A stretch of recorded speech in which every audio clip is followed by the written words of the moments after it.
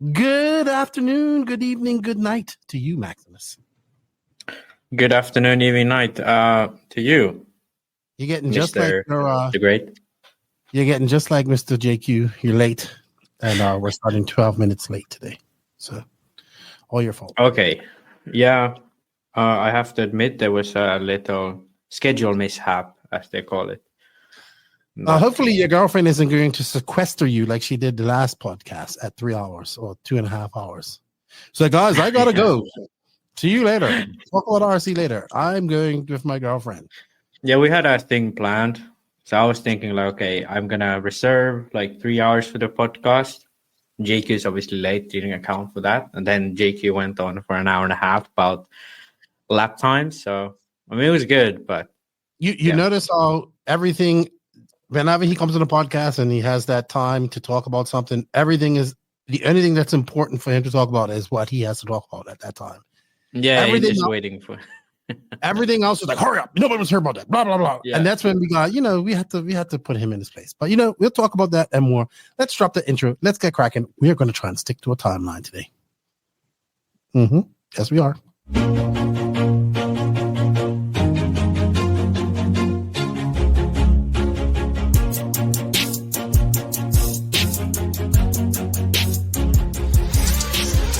Nitro is the glory, but e-buggy pays the bills. Welcome to the No Name RC Podcast. Get ready for some serious bench racing. But be warned, we speak our minds, express our thoughts, and sometimes things can get a little rowdy. Hate, and he just was influenced by the hate coming from the left, the hate coming from the right. And let's get back to more club racing and less of this grabbing racing. It's hard not to be arrogant when you're always right. See what I mean? That's exactly why people call you arrogant, Max. You may not agree with everything we say, but it's definitely worth a listen. And our pick, can you stop whatever you're doing? Join your host, Lefty the Great, with co-hosts and guests as they get together to chat RC. Hey, after that race that I watched this morning, I have to talk about it.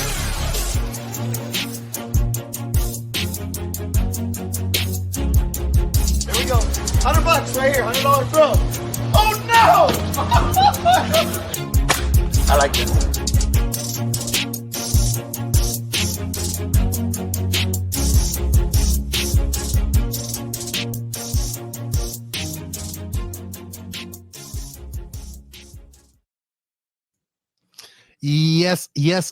Yes, indeed. Nitro is the glory, but e-buggy pays the bills. What's going on, everybody?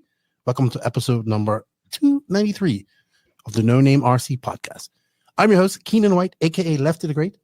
And over to my left, virtually, is the one, the only, Maximus Mortimus.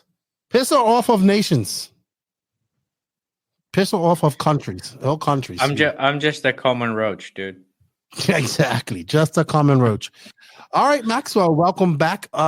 We are just getting together on the show 293 to talk RC news, do a little dabble in Wicked Weekend, look at some NNRC Cup results, look at some, what else do we have here? You have a whole bunch of stuff here that we have to go through, mostly dealing with news and stuff like that. And we have some questions this week. So this weekend, there's no guest. There will be a guest next weekend. If I'll be putting out a podcast, be a special guest. He might win the World Championship in September. So you have to wait and see. But welcome back, Max. Welcome, everybody. Thank you, everybody, for the continued support. Big shout out to the NNRC squad around the world. We can't do it without you guys. Thank you for all the continued support. If you are listening to this on the audio only platform, please come over to YouTube, hit that like, sub, and notification button. Go back over there, leave a review. If you haven't hit that like, sub, and notification button on our YouTube channel, please go there. And also follow us on the rest of our social media platforms as well. Also, a big shout out to the patrons of the NNRC and the YouTube members. You guys get extra mile. You get extra. You get early access to this podcast. If you wish to support us a little bit financially, every little bit helps. Links for that in the written description of this podcast. Also, a big shout out to our sponsors of the podcast. Remember, showing the sponsors some love shows the podcast some love. We have links for all of their products and websites. We have some affiliate links. We have some coupon codes. If none of that's there, just say, hey, I heard about you on the No Name RC Podcast. They are Invisible Speed. We're recording this Wednesday. I know they have a session with Ryan Lutz tomorrow, which will be Thursday. High-Tech RC, Corsatec USA, Sidewinder Fuel, Mayako Beach RC, Tekno RC, Clinic RC, Stacked RC, Racecraft USA, Elite RC Productions, Carl RC, and Donathan RC. A big shout out to them. A big shout out to our drivers, Dave Ronafog, Robert Batty, Alexander Hagberg, Matty G, Pecco, Ivan, Una Hotnan, and Mason Fuller. And a big shout out to all of our affiliates. We have links for that in the written description of this podcast as well. Max, real quick, I'm going to run through this real quick because we have some birthdays. Happy birthday to my wife. It's her birthday today. Happy birthday to her. Nicholas Uribe, Don in Bolivia. Happy birthday to him. Mike Boret. Ezra Arantando, son of Philip Arantando. Davey Talent. Happy birthday to him. Ryan Follow RC, my good boy, my buddy Joba, who was helped me with my cars yesterday. My boat, sorry. Chris Nunez, happy birthday. Ryan LeCoyer, Trevor Moran, Ethan Lefrabe. I butchered that. Lefrabe?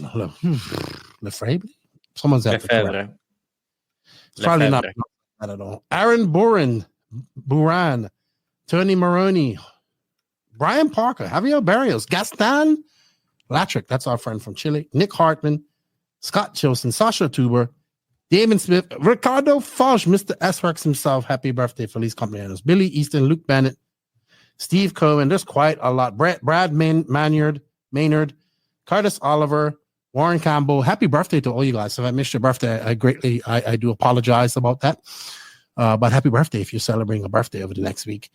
A big shout out to the friends of our show. We have the Dirty Assets Engine Services, Tony Pattershaw and Joseph Pattershaw. Check them out on Facebook. We have links for that.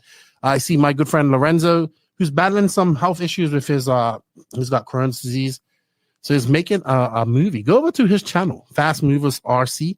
Hit that like, sub, and notification button. He showed me some of the movie that he's going to make, and he has some plans.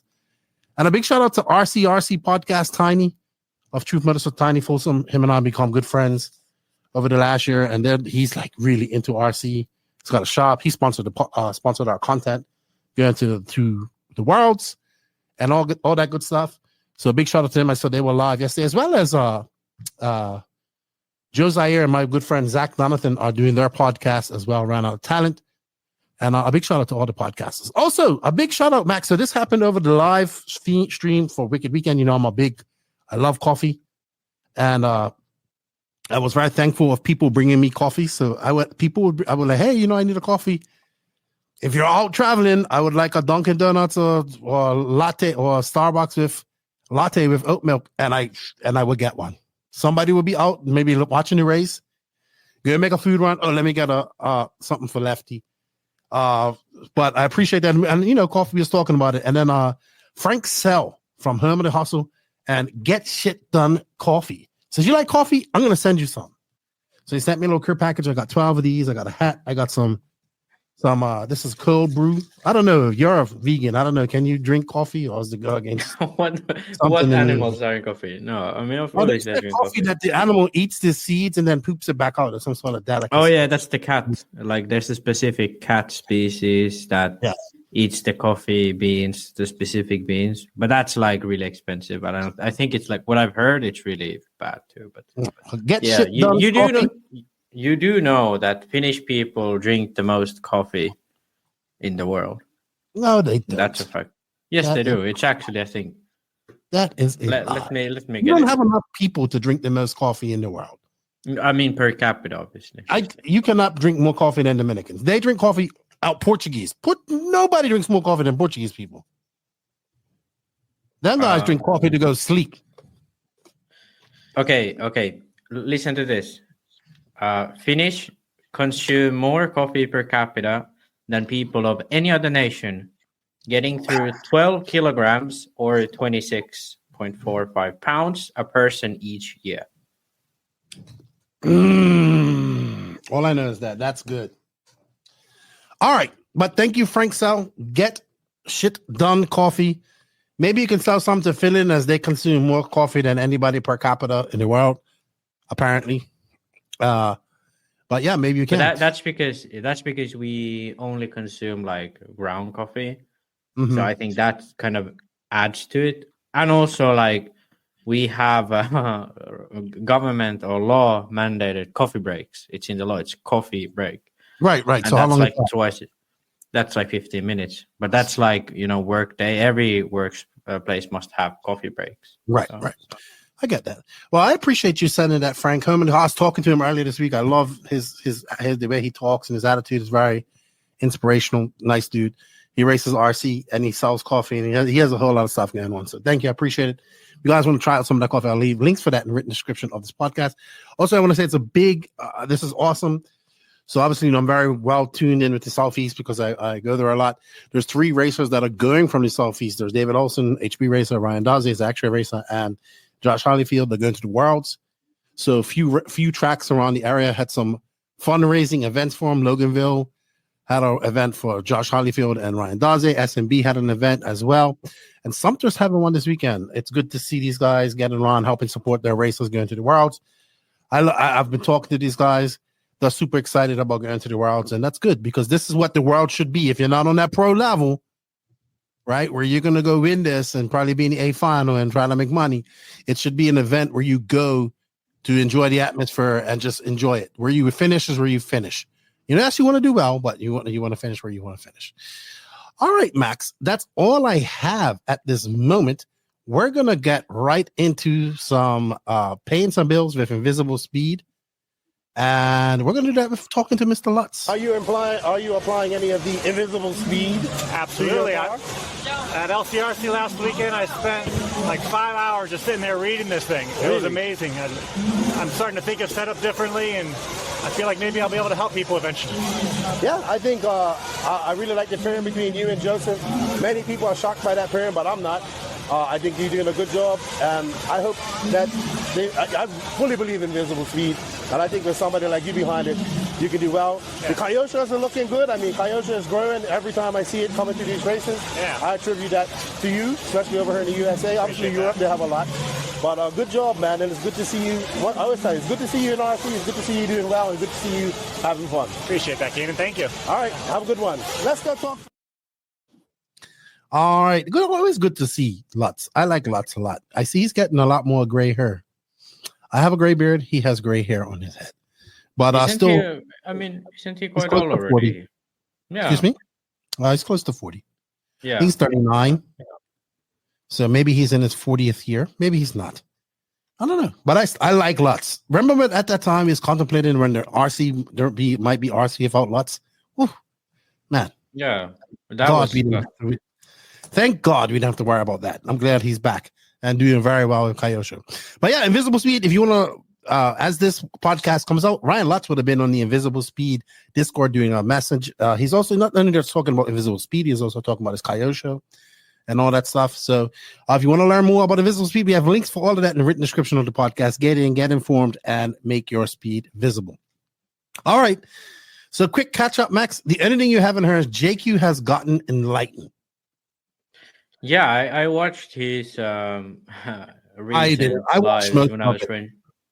Yeah, but I've been looking at his lives because I've been wrenching this week, and he's all enlightened these days.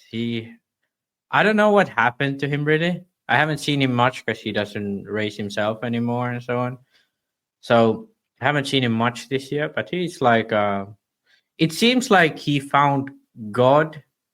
But it's not God, it's just like common sense, like human nature. So it's like I think JQ has come to the conclusion that he's been an asshole most of his life. Yeah, and I think so, yeah. And he doesn't know how to fix it. He's trying to fix it, and he's trying to use these little live, but also as things change, so things still stay the same. Right. And I sent that message to you earlier this week. And that's exactly how I felt when I saw that one post on Facebook about his live. I didn't tune into the whole thing. I know he uses them as his therapy sessions, but he also uses them as his soapbox to go on stuff.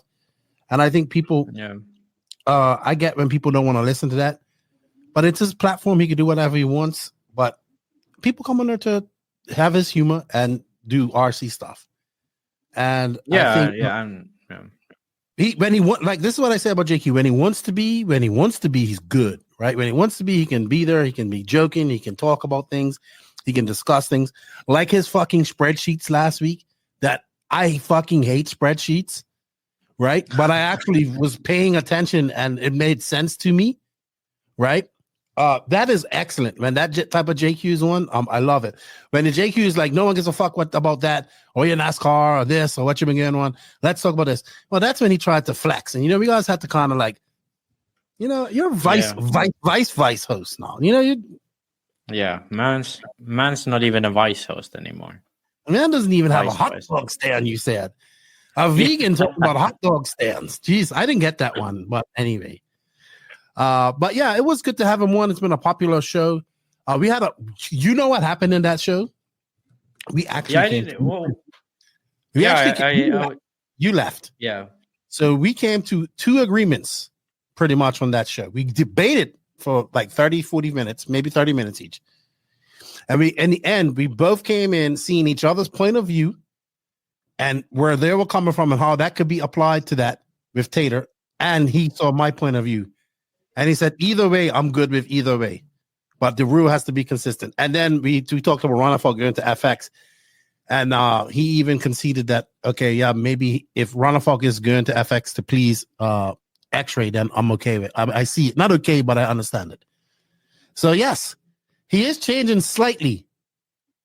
Because before, when JQ had a point, he would not. I mean, even when he convinced you, you'd be like, all right, JQ, I agree with you. He would still go on and on and on. But now he seems to be okay. All right. Well, enough about JQ. If you guys want to listen to more of JQ, you can check out show number 292. It ended up being 1.5 hours times 2.5, 2.25. So almost 4 hours. Max is like, at like 2 hours, you're like, all right, guys, I got to go. That's the first time you've ever been like, I got to go. Yeah, because I thought it would be done by 2 hours, but it wasn't. It was not. You guys can check it out. I put in lots of timestamps as well, so check it all out. But on this podcast, we're going to be talking RC News, Wicked Weekend questions, and then other things all thrown into that. With that said, we're going to get started and get on to our high-tech news. That's right. High-Tech RC has come full and in charge in 2024, and they just unveiled the RDX1 200 AC/DC multifunction smart charger made for the economic racer in mind, or travel racer, because it's actually very small. It's good on the road. It's good on your bench. It's priced at about $80. You can pick this up at many of the different places that sell high-tech around the world or America. Perfect for use on the home and the go. The state-of-the-art AC/DC charger features a compact, durable design, user-friendly, intuitive interface, and bright LCD screen. It is easy to configure for all common battery chemistries while also ensuring safe and efficient charger. The RDX1 200 offers a full 100 watts of power when charging from a 120 volt AC power source and up to 200 watts on a direct current supply. It also features multiple modes to help maximize your performance of batteries and their lifespan. Check out High-Tech where to buy in the link down below, or check them out at your local hobby shop or wherever you buy your stuff from. And I'll check out the new RDX1 200. Thank you to High-Tech for the support and their support of the NNRC content coming up from the World Championships, which we'll go into the more detail probably on the next podcast. All right, Maxi. So do you want to bring up the images? Because you point out a lot of this stuff. If you are watching this or listening to this on the audio side of things, we are going to be posting up pictures. So maybe you want to just slip back over and check this out. It's going to be like the 18:45-minute mark, more or less. And yeah, Max, you take the show. These are your notes. You have the team associated adjustable KPI knuckles for the B7. Thank God it's not titanium wheel nuts. Yeah, I kind of wanted to quickly bring this up because I can't remember now. Was it 2 episodes ago, 4 episodes ago? Either way, last time we did one of these news things with Keenan, we saw R1 or R1 Works or whatever the full brand is now. They came up with these adjustable KPI knuckles. Those are full aluminum, a little bit different design compared to this. I think actually, in my opinion, a bit more sleek design. But now Associated released their own plastic molded version of it with the aluminum piece to screw on. They say here they used this as a prototype, and now they kind of made it a production version. It's to me, I would have personally released the car with this. That's my Max. So I am ignorant and naive here. Briefly explain how this works, because I'm really confused at these little carbon fiber pieces on the bottom here. The carbon fiber pieces are pretty much just shims. Okay, so where do you shim this? So up and on. Well, basically this blue piece here, that's screwed on here to the plastic one. Okay. So you'd attach the kingpin from the bottom regularly here. And then from the top, the kingpin would go to this blue piece, and it would be attached to the whole knuckle. And then by shimming this blue piece to, it would go sort of basically like a trailing type of thing, but it's obviously a different way because you're adjusting kingpin inclination. But basically by the shim, you adjust the points of attachment for the kingpins, which due to the fact that the knuckle, the C-hub has balls on the top and bottom, it adjusts the angle and you can still move freely. Yeah, but I mean, yeah, it's not like a new thing because we talked about this before, but now Associated released their own. So yeah, I think they probably should have released it with this. This is kind of the same style as the rear hub, but I mean, I guess it's simpler to have just non-adjustable, probably also more durable. Okay. Yeah. Got you. All right. So where would you, so you're adjusting the KPI. Maybe you can explain to people out there when you would make those adjustments and what would you do to adjust your KPI? I know we've talked about it, but briefly give somebody a quick demonstration of that. Well, the thing with tool drive, it's still kind of an unknown territory because there are situations where, for example, in 8-scale, I never liked having, let's say, 5 degrees of KPI. So I'd rather have 0 than 5, or then I'd have 15 that the pillow ball cars have. So that's kind of the tough thing for me because I've never really enjoyed these little increments. But basically how the little increments would work is that by adding more, you're making the car more naturally centered, so the car would go straighter when you accelerate and turn better at the deep end of the corner. It does a whole lot of things to make that happen, but handling wise, you have a more easier to control car in the center. So when you start turning, it's a better handling with more KPI. So if you want more responsive, you take less. If you want less responsive, you put more. But yeah, I think these little increments for me at least, because I really like to be in tune with my steering, and some people like that as well. So these little increments they give you the shittiest of both, So you have a really sharp initial still, it's not as sharp as 0, but it's still a bit sharp. And then still you have this kind of unlinear way of steering. But from talking to people who run Associated in the B7, they have been really happy with the ones. And I think they do run actually quite high KPI depending on the conditions. If you're running on bumpier tracks, usually more KPI is better. Okay. Up next is the 10 scale ONROAD Worlds that were supposed to be held in Costa Rica. Now going to move. They're been moved. Well, they're not moved. The same date, November 15th to 23rd, at the huge RC circuit in Bangkok, Thailand. This is the host of this. No, this is probably where they should have had it from the get-go. This place is amazing.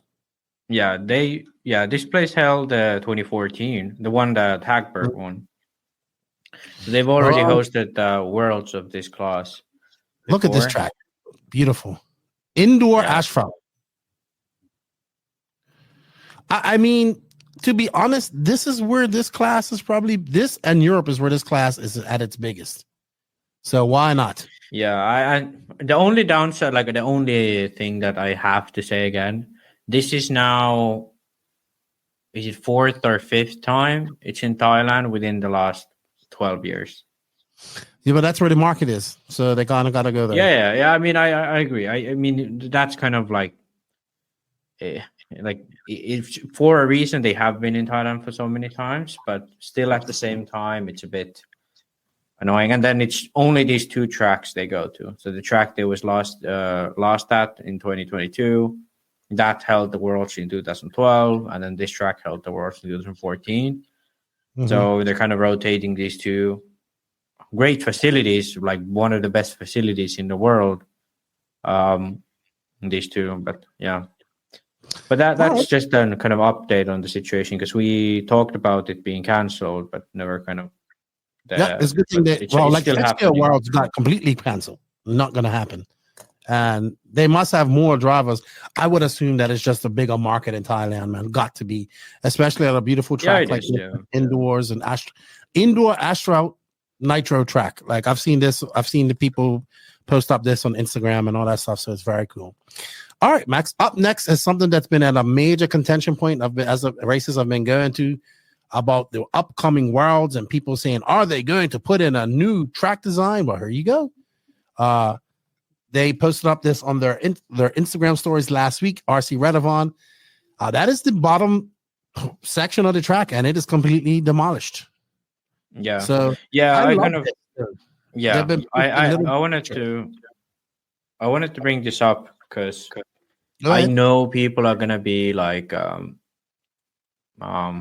complaining still that it's not the same. It's like people are gonna say, oh, that section looks like the one before, whatever. But they are actually now like doing it as it should be done. And I don't think there's like, this is as fair as it can be, for like as an equal playing field as it can be.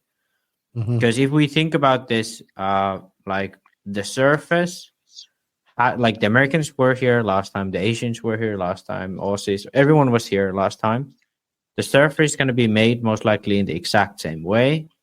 The layout brand new for everyone, and like everyone knows the tires. Like all brands are represented well. Now that even like Baldo's run J Concepts, like there's no argument in that. But there's like no excuses anymore, in my opinion. Like there's absolutely no excuses anymore for anyone. I actually think J Concepts will be a favorite at this race. I don't know. I don't think they have had enough time to make a tire that's better. We shall see. Because like it takes testing, and I mean, obviously, I don't know how much Rona and these guys have put into this, but obviously, it could that they have had like tens of different compounds, and they've just sent them to Baldo to test, and then they have found that this is okay, the direction, then done another batch, done it again. So it is likely that they have had some of that, but I don't know how. Like, it could be that they haven't really done anything. They just kind of done a few new ones and hope that they would be good. That's like probably Jason only knows that. Well, I've been hearing that. Well, we heard JQ talk about it, but I've heard that obviously they're gonna make they're making new compounds and stuff specifically for this race and whatnot. So it's no surprise. No surprise whatsoever. This is what I expect. This is what's awesome about the Worlds, like this type of stuff. So for me, it's not a problem, good buddy. Not a problem at all. All right, Max. Anything to say else? You want to touch on the Worlds a little bit more? We do have a question about the Worlds later, where we could probably talk about it a little bit later on. But yeah, I'm happy to see a new track. I know that they said that the front straightaway is going to stay the same, and that concrete whirling section, wherever that was, is going to stay the same. They're going to incorporate it in the track somehow. So I look forward to seeing what they are doing, because I will tell people that Until you've been to Redovan and seen the size and the amount of elevation that they have, you can't contemplate how big this track really is. Yeah, it's like Yes. like for anyone who is from the West Coast, this is like probably twice the size of The dirt. what you go to. Well, I haven't been to the dirt, but I've been to what is called Thornhill. On the alley? No, Thunder Alley. Yeah, it's probably twice the size of Thunder Alley. I would say bigger than that. I think the elevation is maybe like double, and then the size is probably around double. Maybe not double in the elevation, but I would say it's more than double in the sice. 2.5 times. Yeah. Well, I mean, if you look at from, it's about 1.5 times the elevation of what you call it. Yeah, but I think there's more than there's around probably like 10. No. What is it? 15 feet of elevation at Redovan. More than that. It's more than that. It's more than that. It's gonna be fun. I can't wait. We'll be there. We will be there. All right, Max. RC Maker, bring this up. I saw a lot of people freaking out about this. Releasing new touring cars. First off, who is RC Maker? Have we talked about them before? I feel like we have. Yeah, I spoke when he released the pictures of the suspension. So I talked about it then. Let me bring up the pictures of the car. So they released a regular touring car as well as the front-wheel drive touring car, which are pretty much now the industry standard. You have to have both. Can we have this on the screen as well so I can go through some of the functions? Yeah, this is probably what we have seen before here, because I talked about this when he released some teaser images. So this is the sort of innovative and kind of the groundbreaking stuff he has done. So just for anyone who doesn't know, I think his name is Ryan Maker. I think it's Ryan Maker, an Australian driver. He's been driving for Automatics for the longest time. I think they even sell Automatics, his shop. And he does like a variety of different option parts and tuning parts and so on. Kind of always trying to like find innovative ways. And I guess this is like what he said on his personal page, that this was kind of his long dream to make an own car. And I think now we have it here. To talk about the car a bit more, it's hard to say like what sort of new or different or whatever, but it looks like quite a typical touring car from the modern day. So you have basically the active toe on both front and rear. You have double wishbone front and rear, lower wishbones made of carbon fiber, with then an aluminum hub that's kind of like what would you call it? Kind of like a pivot ball type hub instead of a classic, hinge pin hub. It looks cool. I love this bronze metal anodizing on the metal. Love it. Yeah, it looks cool. Copper, I guess. Is it copper? Bronze. I love it. It's like, probably like bronze. Bruce Lee likes it too. He's from the dead. He's up from the grave. Bruce Lee. Yeah. He loves it. Pretty cool, man. Pretty cool. Yeah. I guess in this world, you don't need much. I guess in this world, things are big, like dominated by X-Ray, Automatics, and Schumacher. Who else would you throw in there? A couple other cars. But I do like the straight on low. I think we looked at these, puts the center of gravity down very low. My only thing would be like, I would think the shocks would get wrecked by rocks and scraped up. I don't know. My brain. Well, I think because someone asked him that already within the teaser images released, but I believe he said that in any scenario where these like you would run over a curb or whatever, the arm would touch the ground first. unless you was like backing into something or That makes sense. obviously in the front. So it kind of like this. It would have to be like a very specific type of object the car would hit for it to stick. So, and also on touring in general, like if you hit a rock, it's like something's gone horribly wrong before that. And with the paper thin bodies, it's like an issue already. Yeah, to be honest, like I have to say that I don't have enough, like I cannot look at a touring car and say like what's the thing about it. I think geometry wise it looks very similar to any other car. Almost all cars look geometry wise quite identical, barring the iris. They have some sort of significant differences. Even here they have the long arms, which everyone has. Hard to say if it's like a few millimeters narrower or wider. Hard to say with an eye. But yeah, a really interesting car. And let me actually give you a video of the suspension function, because I think that's sort of the most interesting part. Let me go full screen. Okay, here we go. So here we have it. Wow. So he's basically, here you can see from the top, he's pressing up with the screwdriver to show how it works. Let's start that over. So as you can see, once you press the car down, the links that come from the suspension arm pivot the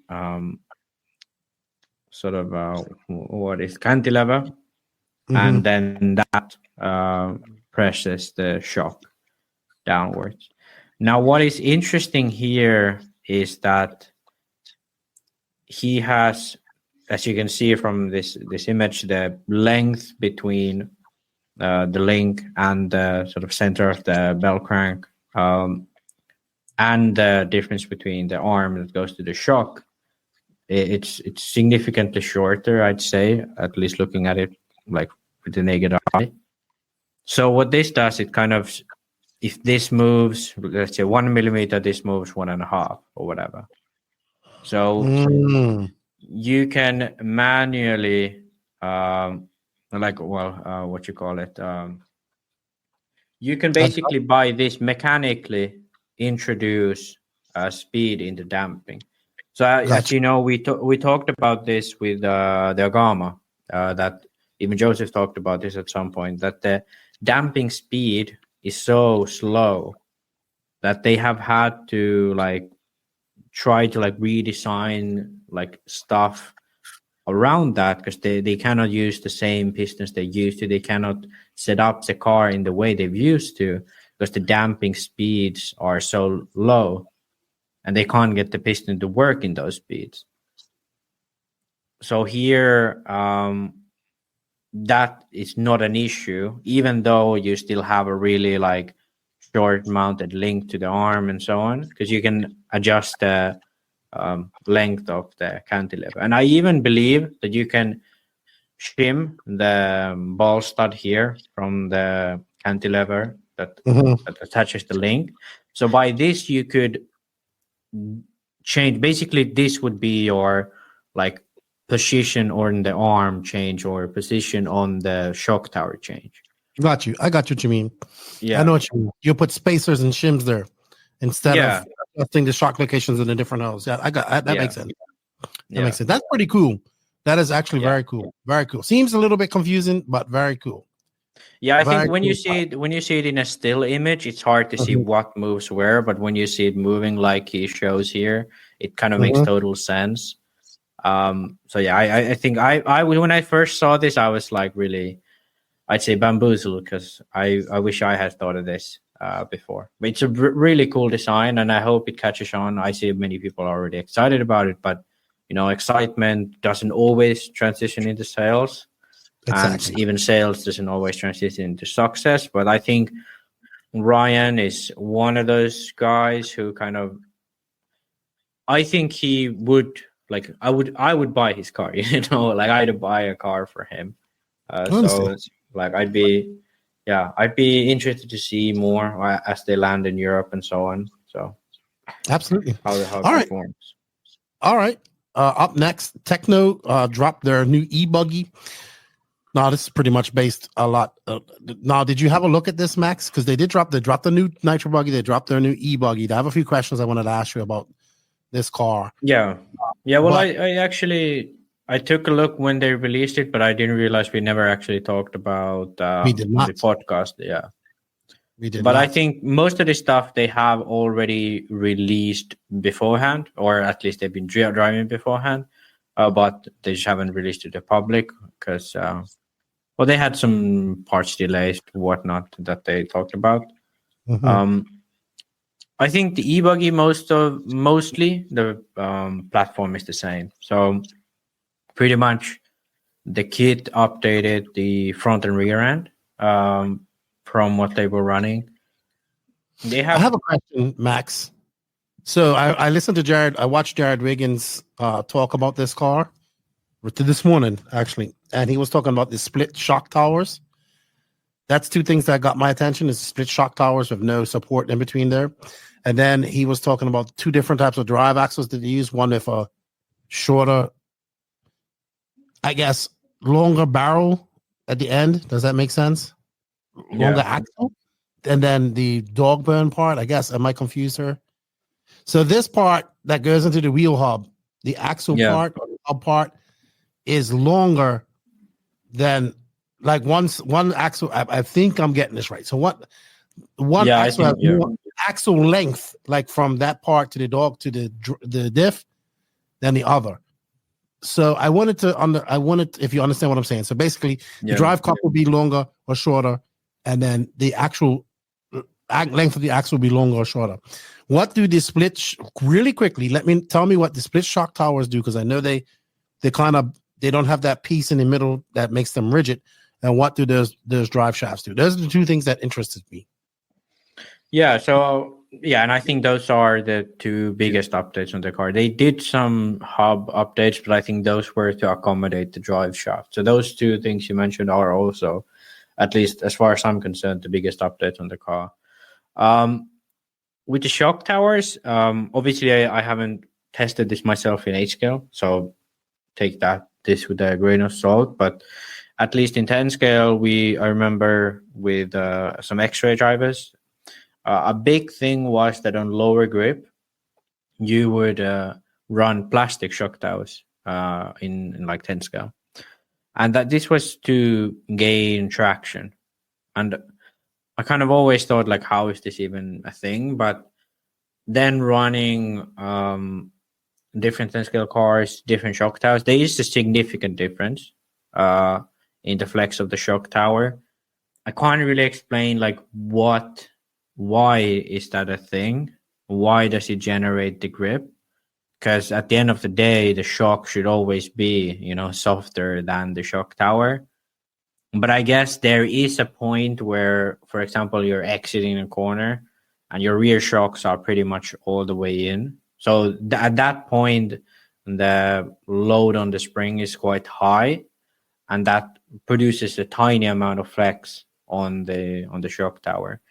And I think that sort of tiny amount of give makes the sort of tiniest movements of the shock more free, and by that gives you more room to work with in terms of grip, in terms of because the surface of the track is never like fully flat, so there's always some inconsistency on the surface.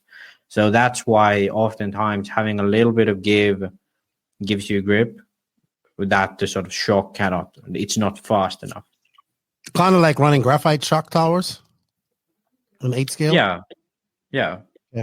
I get it. So now tell me a little bit about the drive shafts real quick. Yeah, so this is probably the thing that I'm more knowledgeable about, because I have actually tested this a lot with the Mayako. We do this quite a bit. It's a big thing for tuning. So the further in you bring the joint of the axle, so if you have a hub, you have a tire, and then you have the joint of the axle. The closer it is to the tire, sort of the more aligned the drive shaft angle is to the, let's say, suspension arm angle. The further in you bring from the tire, so that's like the outside of this is like where you would have the diff gear. So the further in you bring the joint, the more aggressive angle of the drive shaft you'd have.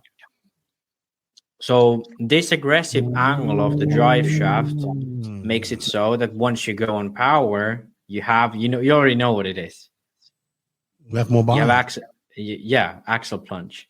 So axle plunge. Yeah.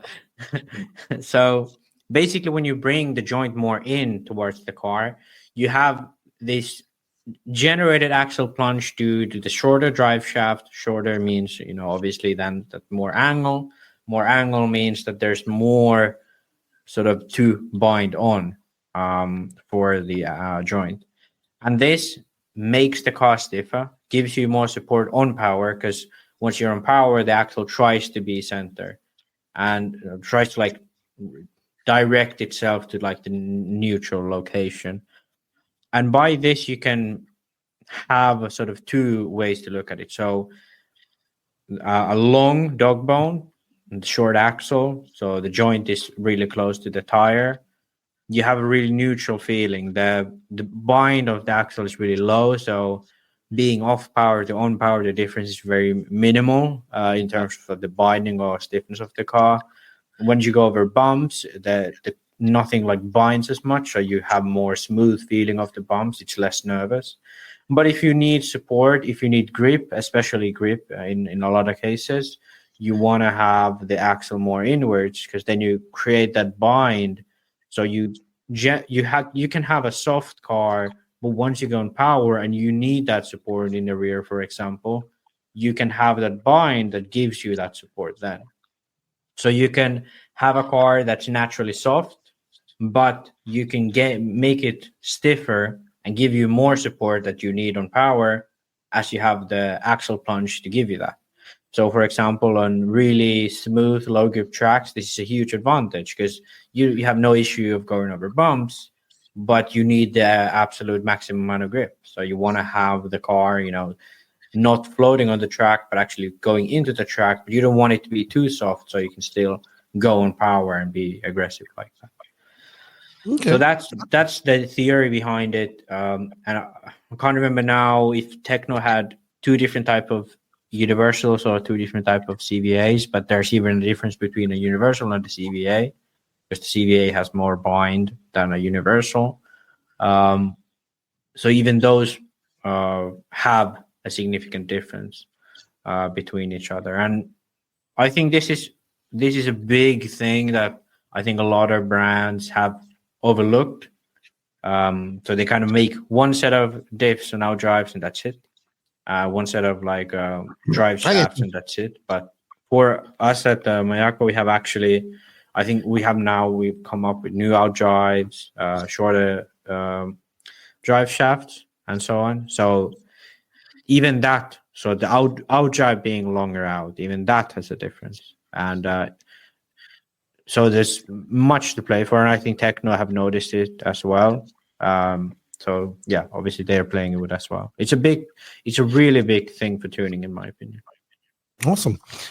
Well, thanks, man. That was good. That was quick RC news. I was wondering about the Tekno car because, like I said, I watched that video this morning with Wiggins in there. So it'll be interesting to see how this car performs in Redovan coming up in September. I know that they're having a really big push going into Spain. So it should be good. I think the whole Tekno team is going there, and then like Daniel Adams, Matt Walter, and all those guys. And speaking of Tekno, they are a proud sponsor of the NNRC, and we're going to go into some race recaps brought to you by Tekno RC and a few other sponsors. Tekno RC. Tekno RC is a championship-winning manufacturer of high-performance A-scale, 10-scale, Nitro, and electric RC buggies and trucks. With a worldwide dealer network, USA and Europe-based headquarters, comprehensive warranty program, and global race support, Tekno RC is excellence in RC. View the full lineup of Tekno RC race-proven vehicles by visiting www.teknorc.com. Thank you, Tekno RC, for your continued support. Good luck to you and all your drivers coming up in the upcoming worlds. Also, there are supporters of the NNRC content for the World Championships. Also, big shout out to Corsatec USA, your one-stop shop for all things Corsatec in the USA. You can all purchase all the Corsatec range of products for nitro and electric-powered vehicles and accessories used by world and European champion Robert Badier. Corsatec was established by Adrian Bartin, 3 times IFMAR world champion. I think it's 2 times. And a 5-time European champion with Oscar Jensen. You can check out all the information you want with the website included in the bottom of this written description of this podcast about Corsatec USA. Also, coming up October 18th to 20th at the Nitro compound in Maricopa, Arizona is the AZ Oktoberfest 2024. If you guys have not seen Nitro compound, it's one of the most beautiful, biggest tracks we've seen in America. I know Tony Schumacher and his son put a lot of time into it. Mayfield, Spencer Rifkin, all those Arizona guys go here to test a lot as well. I just remember something. They are going to have a TZO spec tire class, which is pretty cool. They're going to have a short course truck class as well. A big shout out to them. If you want to go check out a race in a cool place, hit up Tony Schumacher or hit up the Nitro Compound on Facebook. Check them out. Coming up October 18th to 20th, the AZ Oktoberfest. You know what, Max? I forgot to add something to the news, but remind me about it when we come to the worlds and that question later. All right? Remind me. Big shout out to Tekno RC, Corsatec USA, and of course, Tony Schumacher and the guys over there at the Nitro Compound. All right, Max. So you have a couple of races here. I don't know if we're going to go through all of these races. You have the UK race. You have the BRCA 10 scale electric off-road nationals round 5 that happened July 27th to 28th at Torch, Hampshire, United Kingdom. In two-wheel drive, you saw Craig, Lee Martin, and Tommy Hall. The title decider goes to the last race will be decided between Craig and Tommy Hall. But so the two-wheel drive is still in up for grabs, but four-wheel drive has been wrapped up. Tommy Hall already confirmed the championship. He didn't get on the podium this weekend. It was Martin, Smith, and Craig. And you said there was a good fight for the podium spots between Martin, Smith, and Craig. Lee Martin and Neil Craig still out there, just still winning races. That's to me that's crazy because like some races here and there, I kind of look at the UK scene and okay, like now it's the time. Like the Hall brothers, Smith, even I think the name was Figs. These like newcomers, really fast drivers. You know, they're taking it over. You know, but then at the end of the season, it's always Craig always has a chance at the win. Same with Martin; he can win a national title this year as well. So it is quite incredible, I have to say. Yeah, and he was even in the UK this past weekend racing. He was at Nemo racing there. Him and Skidmore were battling out at Nemo. Yeah. We did talk about the EFRA 1/8 scale Nitro Buggy B Euros. Big shout out to David Todd who won that. That was a great pass there that happened at RC Sachs in Alicante, Spain. The Asian Buggy Championships round 3 happened in Pine Hills Dirt Racing in Queensland, Australia. And freaking wow, Caleb Noble kicked ass. He won all 3 of those classes.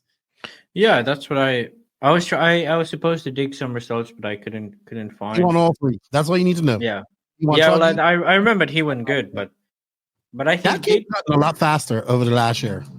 I think Caleb has like shown quite a bit of promise. I remember we talked about it on the show. Was it a year ago already? Because we had the Austin Nats and I think he punted some guy a bit. I think, in my opinion, it was quite like it was him and Andrew Ford. It was him and Andrew Ford. Yeah, and that was like a whole thing because after the race, he made a podium. He had a good result. And after the race, he was like, I don't really give a shit. I can't remember what he exactly said, but pretty much he said, I don't really give a shit what anyone thinks, but I'm good with it. So that like, I mean, some would call it arrogance, but I kind of liked it, the attitude a bit. So yeah, I like it. Rolled with it. he's rolled with it. He challenged these top guys, McBride and Lutz in e-buggy at the first round of the Asia Buggy Championships, and now he wins both classes at Asia Buggy Championships. I can't remember now. Was McBride at this event? McBride was there. Yeah, McBride. so it was kind of really strong win for him. Yeah, this is a strong win. There were no Lutz wasn't there, but Pavitas was there. Spinrad was there. McBride, Bernard Zek was there. So everybody who's fast in Australia was there. Dude, you know who was like when they quit RC, they completely quit RC? Aaron Stringer. I just came to my brain because I was thinking about fast Australian guy. And that guy made a Worlds, and then that was it. Like, he hasn't done anything since, and he quit. That was amazing. Amazing stuff. Well, good job, Caleb Noble. Good job. We had the Afro 5th scale off-road Euros that happened the same time as the 8th scale off-road Euros. I don't know, Afro, get your shit right, because a lot of these 5th scale guys, 5th scale companies hire 8th scale ringers to come in and run these. And Pecco couldn't go. And then, like, I was talking to my buddy who has Alcon models, and he's like, yeah, all the drivers I would usually hire, I can't hire because they're all at the 8th scale Euros. So, but four-wheel drive was Van Helmen. That's all you have, or you have no other result here. I don't know who won. I'm sure Connie will let us know who won who came first in two-wheel drive. But I mean, four-wheel drive, at least as far as I know, is kind of the main class at this year. That's I mean, that's what I know. That's how we do it in Finland, at least. I don't know if elsewhere. They have large scale in Finland, like where people actually race. Yeah, I think there's like probably around 20 really? races. Huh. Yeah. I'm not shocked because I mean, Pecco, though, I thought he just ran it on a European level. No, I mean that's the class he started with. Okay. So Pecco ran 5th scale way before he even ran 8th scale. Interesting path for Pecco coming into. Yeah, he was running touring, 10 scale touring, and then 5th scale off road. Okay, that was his classes. But the big enchilada of the races that happened over our break were obviously the Euros, which we extensively talked about last week on show 292, and the race that I went to, which was Wicked Weekend. Now, I did kind of go over Wicked Weekend on Brent's Wheel and Trigger podcast when I was on there. I had the pleasure to attend. Wicked Weekend has grown immensely over the last 2 years. We started doing, like, it was a year anniversary for us at Elite. It's like the first time I started doing commentary at an event with these guys. So it went off pretty well. This year was a little bit, even more. It had a little bit more interest. I think it had like not over 100, but it had a 650 last year. It had 733 this year. It was the best weather that we've had at a race. It was overcast, and it was like just right. It was nice and cool. It probably the hottest it got was like 86, which is, I don't know what it is in Celsius, but it's probably 36, 34, something like that. Probably like 30 at best. Probably. Anyway, we went up there. That was my last race we was going to attend. This happens. This is one of my favorite. This has become one of my favorite races to attend. The first time I attended was last year. This year I was expecting nonetheless. It was a little bit calm this year. It wasn't. Last year was like the sun was out, fireworks were going off, people were having fun. We had the Beach RC party. We didn't have the Beach RC party this year because Brent couldn't make, because he had a lipo fire. It was burnt down his house. So he had to take care of that. Really? Yes. Lipo fire and his garage. Wow, everybody was out of their house. Oh no. Yeah, but it done damage, but not that much. He could have lost his whole house. And he says just the garage. Yeah, but it didn't like burn down everything. It caught on fire and somehow it went out. Okay, yeah. Store those lipo batteries. Store those lipo batteries properly.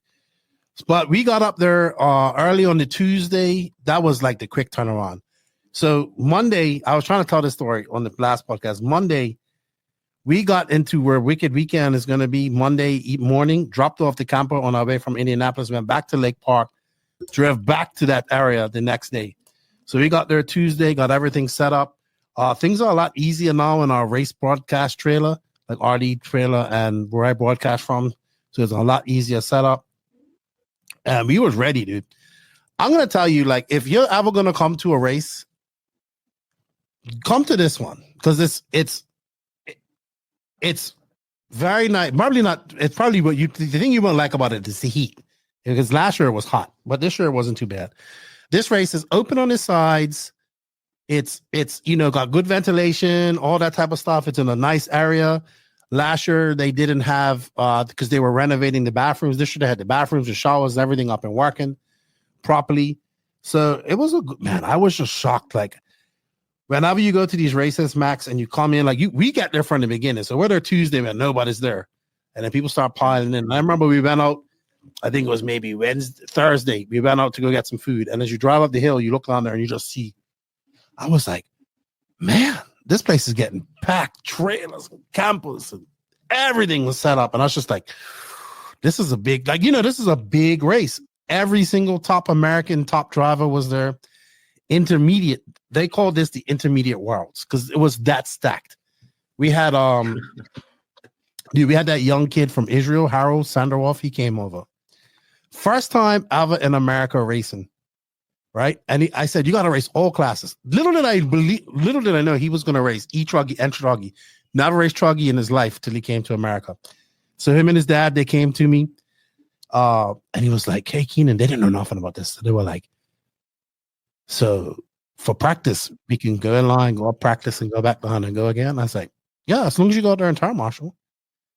I watched that man. That kid made his old man turn marshal all day. Dude, they ran all fucking day, Max. Really? All day. And you know what he said to me? This is much better than European races where you sit around for 4 hours waiting to practice. Boom! I was like, oh my gosh, wait till I tell Max and these guys that. But how did they wait in line? He would go. The line was long, but he would go up and get his time. And there was times that the line wasn't long. His dad would turn marshal for him, so he would just go right back there and in line, right?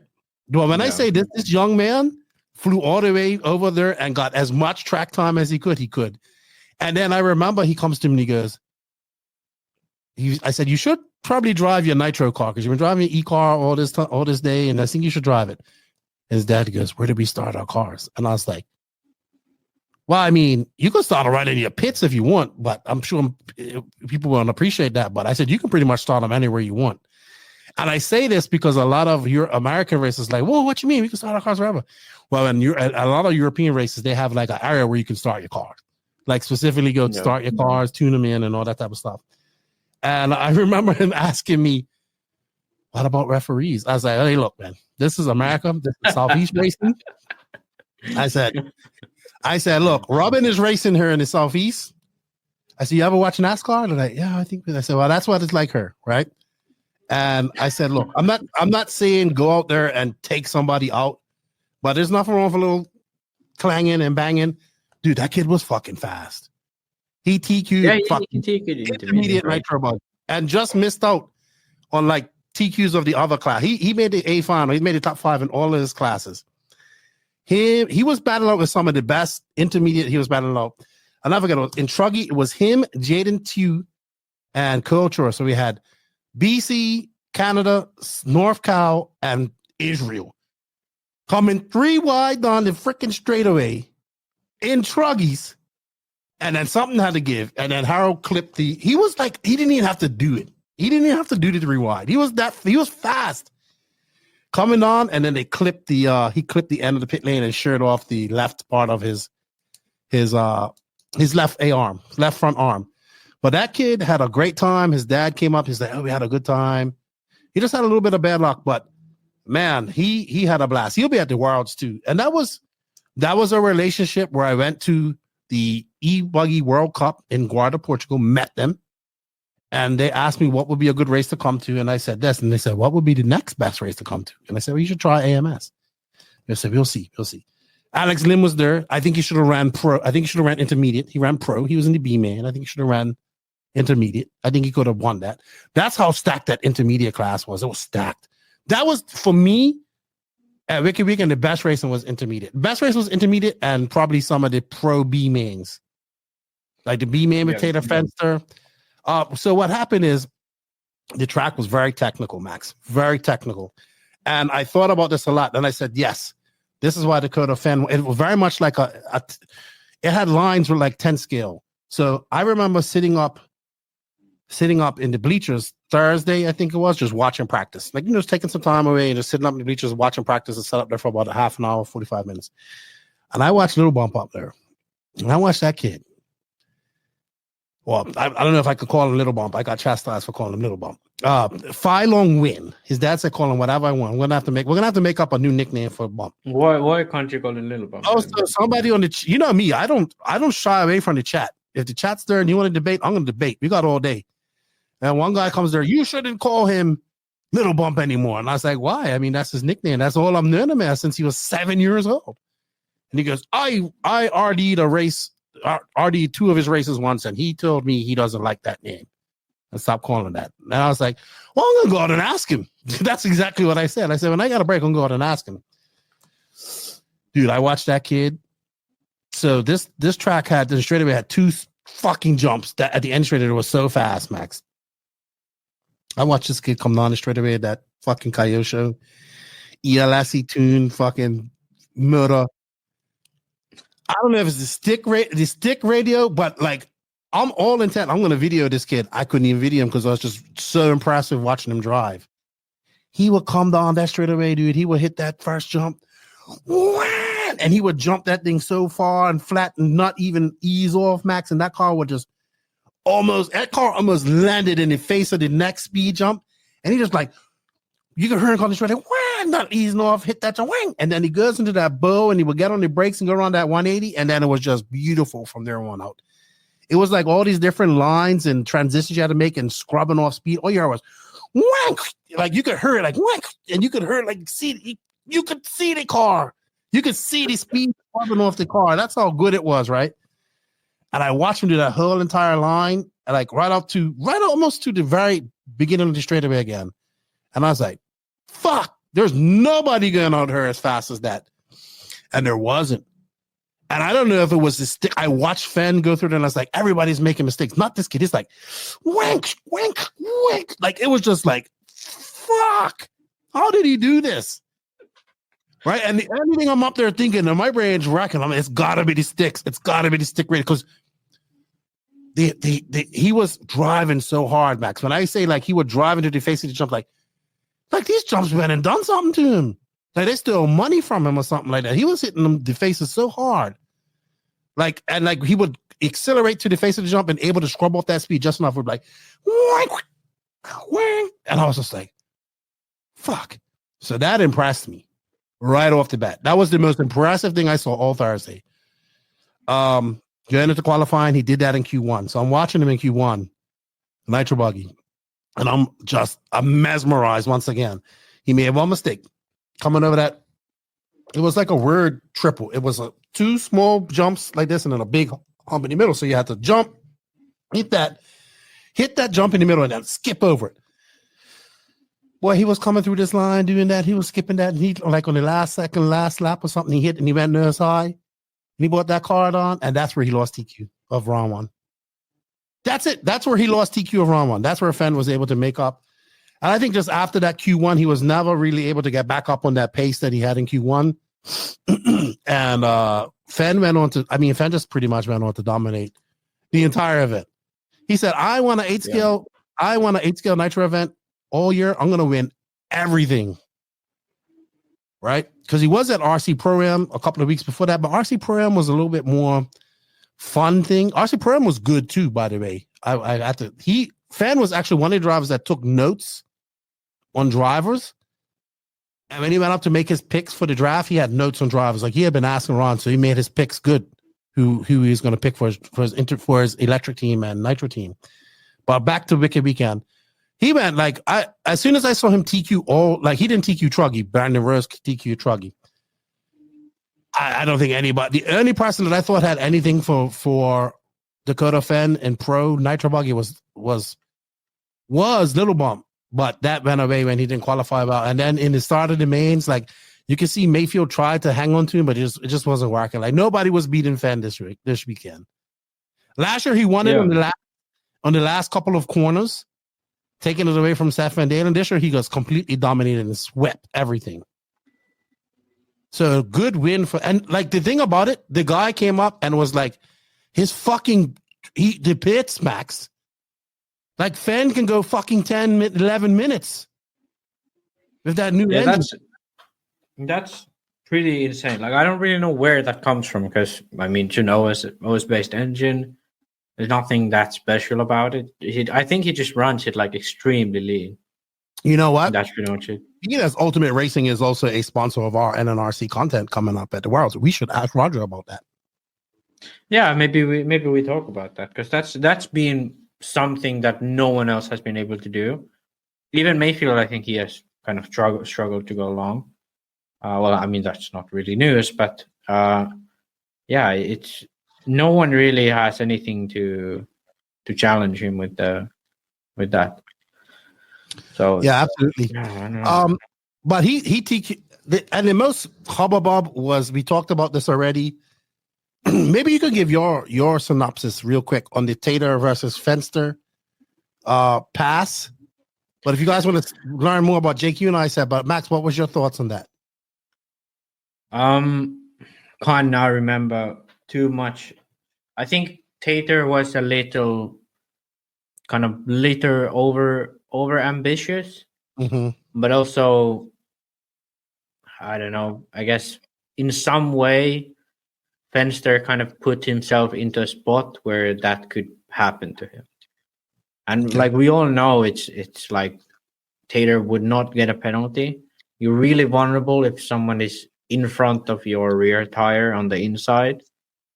So you're the one that's going to fly over. So I think every time someone kind of sticks their nose in high speed inside, you kind of either you're going to crash or you have to give them space. And as long as there are no judges, I don't think there's anything you can really do about it, because that's sort of the thing that it's really hard to see. He said he's all right with it. He saw it. He said, "No, I'm good with it." Okay. So he was on my side. Like, so I said, JQ had a ruling where he agreed on both sides of the thing. I'm telling you. I think if we want to improve racing culture, then I think you should penalize Tater. But if we're fine with the racing culture we have, then I don't think you should penalize him, because there was a gap in there. He didn't drive into him. It just like the lines collided. So, yeah. It's kind of like when you go to certain areas in Europe, you know, racers are going to race you harder. But I think it's the case in America, just regions. You come to the Southeast, people race a lot. So be prepared to put your elbows out. Yeah. And race. I think it's kind of also a situation type of thing. So if I'm not wrong, that was 4th position at the end of the race, right? No, it was that is the thing about it. That was for the final bumper spot with 8 minutes to go. So then that's silly. That's silly then. That's where the caveat is right there. That's where the caveat is. Yeah, because if that was, let's say these two were considerably in the lead, so they had like, let's say 10-second gap to the next car, or more, like 15-second gap to the next car. They was fighting for the win.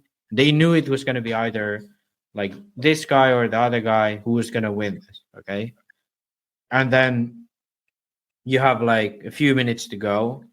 At that point, you kind of try to take your chances, try to like find gaps. Obviously that helps you attack as the attacker, and it kind of makes the car in front more nervous. So in situations like that, I think you can be a bit more aggressive, take a bit more risk, and sort of lean into the other driver. Mm-hmm. But if you're driving like mid-race and you're in a pack, especially if you're in a pack, sticking your nose in like that, it's stupid, because it's going to cost you. Because next time someone else will do that to you. Because I know for a fact that there are drivers that if I drive behind in a pack, that, you know, I'll drive more aggressively behind them, because I know they would do that to me. And there are drivers who I know for sure I will not drive aggressively around in a pack because I know they wouldn't do that to me. So I think looking at these, both of these two are quite young. They are going to meet again. If I was Fenster, I know for a fact that next time I was in a pack and I saw Tater going wide, I would stick a wheel in, pull a bit of brake so I know my car won't get unsettled, and throw him off the track. You know, because that's at some point. Yeah, because that's kind of, I think this type of incident is one of those. It's not necessarily that was a Tater takeout, but I think he's just disrespecting the. Yeah, no, but I mean, like, yeah, but I think this is not like, oh, this is 100% takeout, you should penalize Tater. It's more so that Tater disrespected the car in front by putting a nose in a situation where there really wasn't a way to overtake. That was just a place to show that you're in there, and Fenster kind of didn't drive safely enough. Because I think even if Fenster gave him space, he would have still kept the position. So for his sake, he could have handled that situation so that that even wasn't an incident. But that takes you to know that, okay, this is this guy behind me, and he's going to drive this way. And I think this is kind of why, for example, at RCGP, it was really apparent where there was drivers who where drivers took each other out.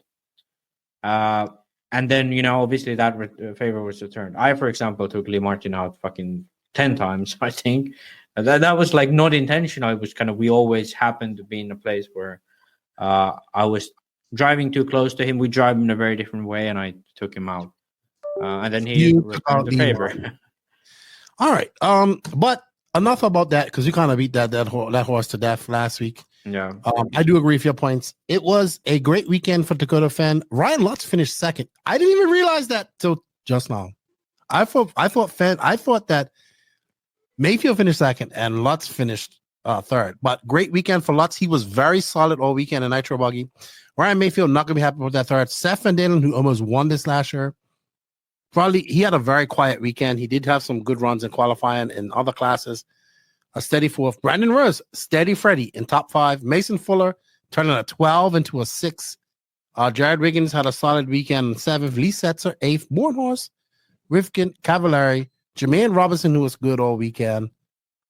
Tyler Jones, part-time racing, not agreeing with him. He was not able to, he was my dark horse, wasn't able to really do much. Intermediate, like I said, was where a lot of the action was. I just wanted to give a few shout-outs to some people in intermediate. Ashton Abdul, was good to see him. He came on, he raced intermediate. He won e-buggy and Nitro Buggy, but he was kind of gifted Nitro Buggy because Wade Piggott was leading that race immensely. And then his mom was pitting him. He came in for fuel. Wade Piggott's a young man from Virginia, runs Tekno. His mom was pitting him, did a perfect pit. And I think when he drove out, probably just to give him enough time to clear the engine out, I'm not sure. But he kind of drove out and got to that bill and he flamed out. Or it might have got to I can't remember. And that kind of just gave Ashton the lead and he won. And then in Truggy, it was another heartbreaker because Cole Truer, I will never say this again as an announcer. I was like, 60 seconds left to go and Truer has this in the bag. Car flames out. Then on the straightaway. Less than 60 seconds to go. So congratulations to those guys. It was a good event. I enjoyed myself. I know there's always a lot of chatter about sandbagging and all that stuff after a race time event. There are no real rules considering if you're sponsored, you can't be in this. Sponsorship can't run sportsman. Sponsorship does not equate to level. To skill level. This also leads us to our NNRC Cup Points that we're going to go over real quick, briefly after this. But it was a good event. I think if anybody's on the fence of coming to a good event, why I say it's a good event, there's there's camping available, there's good bathrooms. They have a great on-site, like a food truck comes, they have good food. The surrounding area has good food around it. It's an hour north of Atlanta. It was a good bit of interest. People seem to have fun. And then Sunday, it was done. Like Sunday, 7:30, done. everybody was gone. Everybody was leaving. It's amazing. Always how that happens. Always how it happens. Congratulations to Dakota Fan. He takes the win. Very good momentum going into the World Championships. I know people say it doesn't matter, but if it does matter in my brain, like it does matter. Like he's in there, like I beat those guys. He hasn't had a victory, an 8-scale victory all year in Nitro, so that was good for him. And like I said, dude, he looked like he's just another day at the office for Fan. Just like, yep, I'm having fun. Not even getting flustered. I have a few points I want to make.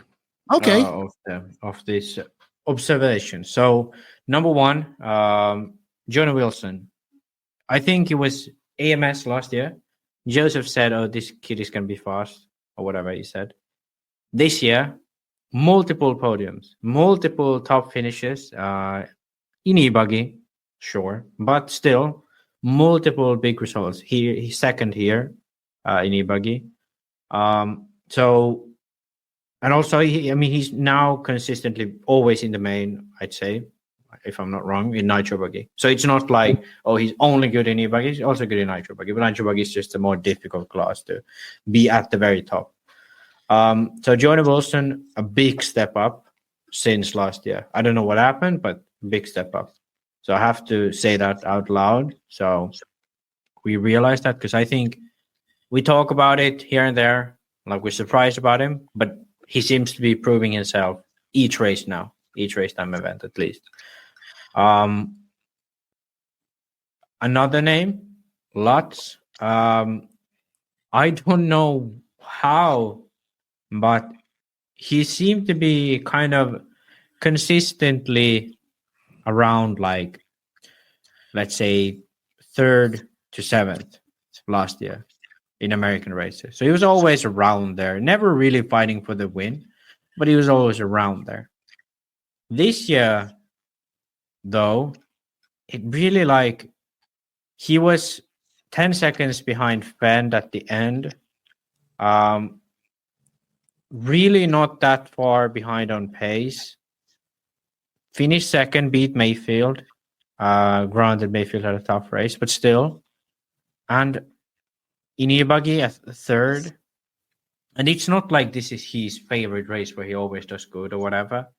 But I think Lutz's level has considerably, risen, yes. And also on top of that, he's able, like in the past, he was able to TQ around, let's say. Mm-hmm. But these days, I feel like he's able to, if he's, let's say, a little bit behind Fend, maybe around the speed of Mayfield, he's able to qualify 2nd or 3rd every round, because in the past he would have like a 1st and a 9th or whatever. But now I feel like he's more consistent. So that's really impressive. Mayfield, talking about Mayfield now, I think if I was like, okay, I'm not him. I don't think he's worried. But looking at him at this race, I don't know what was going on. He didn't really look like himself at any point. Kind of off all weekend. And it cannot be like, it's tires, because he's running the same tires as Dakota. I think it's just a track, man. Track was hard. The track was very hard to pass on. And the track, I heard a lot of people say it was just hard. Like that whole rhythm section you had to get right. It was like more than half the track, And if you just made a little bobble, it cost you 10ths of a second. And 10 scale, like Fen's really good at that 10 scale stuff. And that's what I think you could compare it to, is like a 10 scale track with the transitions that you needed and all that type of stuff. And, I think actually that's a really good point. Because if we look at Mayfield, where he practices in Arizona. Mostly it's dry, bumpy, not really smooth tracks like this. And he's been doing good. It was similar to this. It was similar, but the surface was very different. It wasn't like smooth, you could slide the car around. It was not hugely bumpy, but the surface really like rough and inconsistent and abrasive. And then, like if you look at any races he's won this year, always at quite a rough track, barring PNB, obviously. But then that track wasn't as technical. So I think that's actually a really good point, that Fend is much better when it's tight turns, fast accelerations, not really about carrying corner speed. Yeah, that's like, it. You have to carry sorry, excuse me. I'm sorry, Max.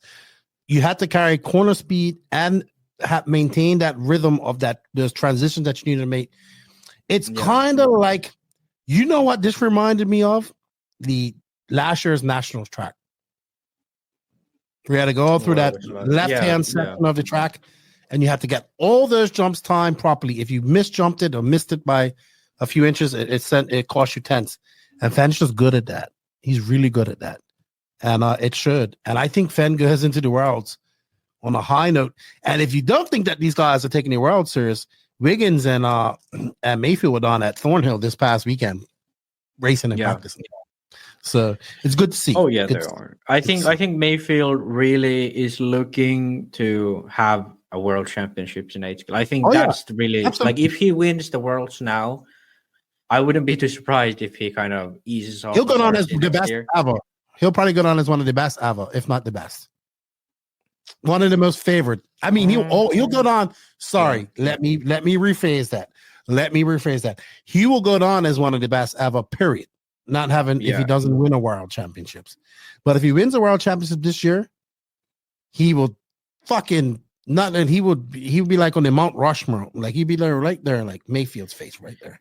I'd say he would definitely be the best American of his era. Yes.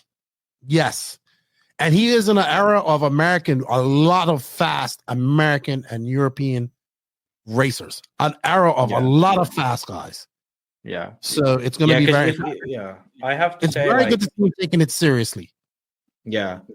All right. Yeah. If you look at him, like the only two who'd come close, let's say, of the Americans who have raced from 2003 onwards, 2000 onwards, it's basically between Cavalieri, Tebow, and Mayfield. Like, there's no other who even comes close. And I think of those, Testman and Fend, obviously. But like, from those, I think Cavalieri has never been as good in 8 scale. He hasn't really proven himself ever in 8 scale. Even a consistent 10 scale. He's got him copped in 10 scale. And Cavalieri has won many 8 scale races, including and the Raw Nationals. Yeah. So it's not like he's not there, but I think Mayfield would still get my title because he's won so much. Either way, I think Mayfield has been the better later in his career, which is that's no doubt, which is impressive. Yeah, but that's a tangent we could go on for hours. One thing I still wanted to say was about the track. I think these type of tracks are really cool. I think, last year's weekend, I can't remember now what I said, but I said about at least the bump section, like I never liked those. They're kind of just like random generators. You just go into a section, you put your car in it, and then random number generator. Yeah, like it generates your number of seconds, how much it took you to get by it. It's not really about like much more than that. Obviously, there's some skill to it and blind picks, whatever. But at the end of the day, it's very random. And I think this year's track at Weekend had none of those. I think the layout was overall very good last year. Hard. Yeah, but I think I like this year's layout really, really much. Okay, I can agree with you there. The only thing it didn't make for was good racing. It had good racing in the back of the pack and in the lower classes. But it's like, dude, I consider like intermediate, like college NFL or college football versus NFL football. Highly skilled professional NFL guys who could do anything but also have to worry about making a living for themselves versus intermediate guys who are like, this is my last time ever racing, ever playing football. I'm going to sell it, Billy Bob, and fucking going out there and kicking ass. It was great. It was a good event. I hope you guys come in the future. I want to thank Dave Lycom for having us there. We had a blast. Ricky Beacon was awesome. It was a good event. I want to take my son. By the way, only one podium for an SWX driver. So they have been the best I'd say they have easily been the best brand in America this year. So probably the worst weekend so far for Team SWX. A fifth. Yeah. Top 5, which is a podium at these races. Oh, okay. Yeah. But I meant like Rose was third in Truggy. But... All right. If you have been following the podcast, we have been doing some NNRC Cup Points. We've brought this back. It's a virtual series. Now, it's my fault. I have not made a post about this in a while, but the points are updated on the Elite RC Productions website or EliteRCP.com website. In fact, all of our work all of our written work and everything that we post on Facebook, Coming Up for the Worlds, will be available on Facebook, but will also be under the Elite RC Productions web page as well. So you can follow all of that. So here we have, I want to say a big thank you to Elite RC Productions for their support of this, as well as the American Top 25 Rankings who have been doing our points for him, which is Mike Full and his wife. And here's our Pro Series after. So the Pro Series is more races, and they only got 2 drops. I really want to include the Worlds in this, but that's... I don't think I think, okay, here's why I think we shouldn't. Because if you look at the points now, it's 116, 115. With 1 drop. Yeah.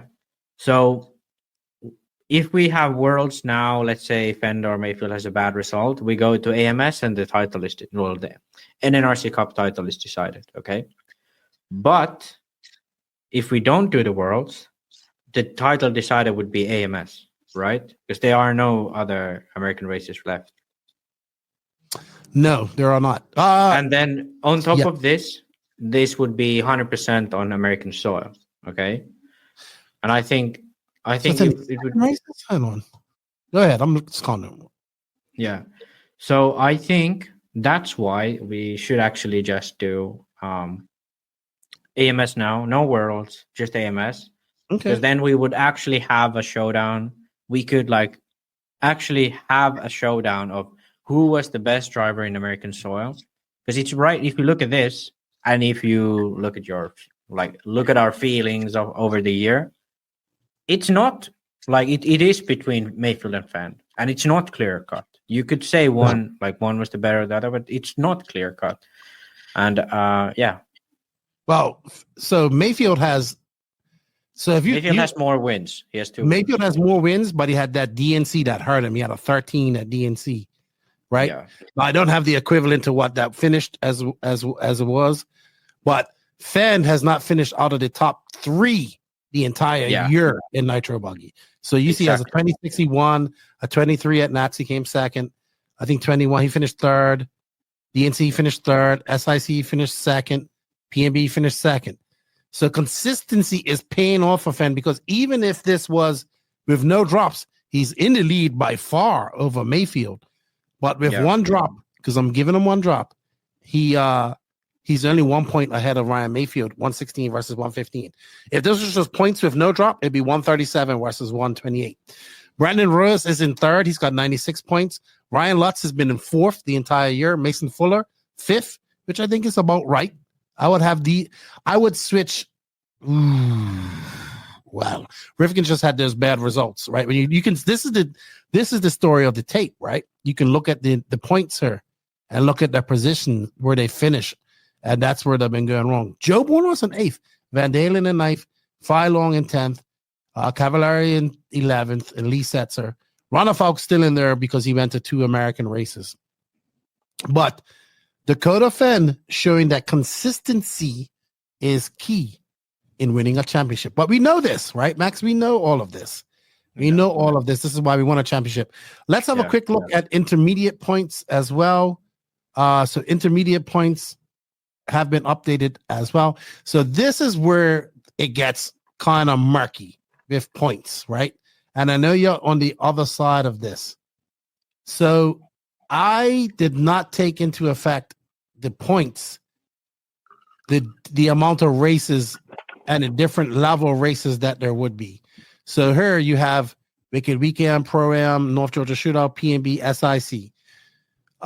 Trent is currently in the lead. We have no drops whatsoever right now. He's also attended 4 of these 5 races. Matty Long is in second. Mike Legee is in third. You see, he didn't make Wicked. He didn't make Pro-Am.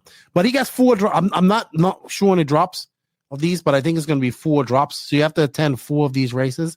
The issue is with races like RC Pro-Am, North Georgia Shootout, they're not on the same level nationally as a PMB or SIC. So a lot of these guys run pro in this class.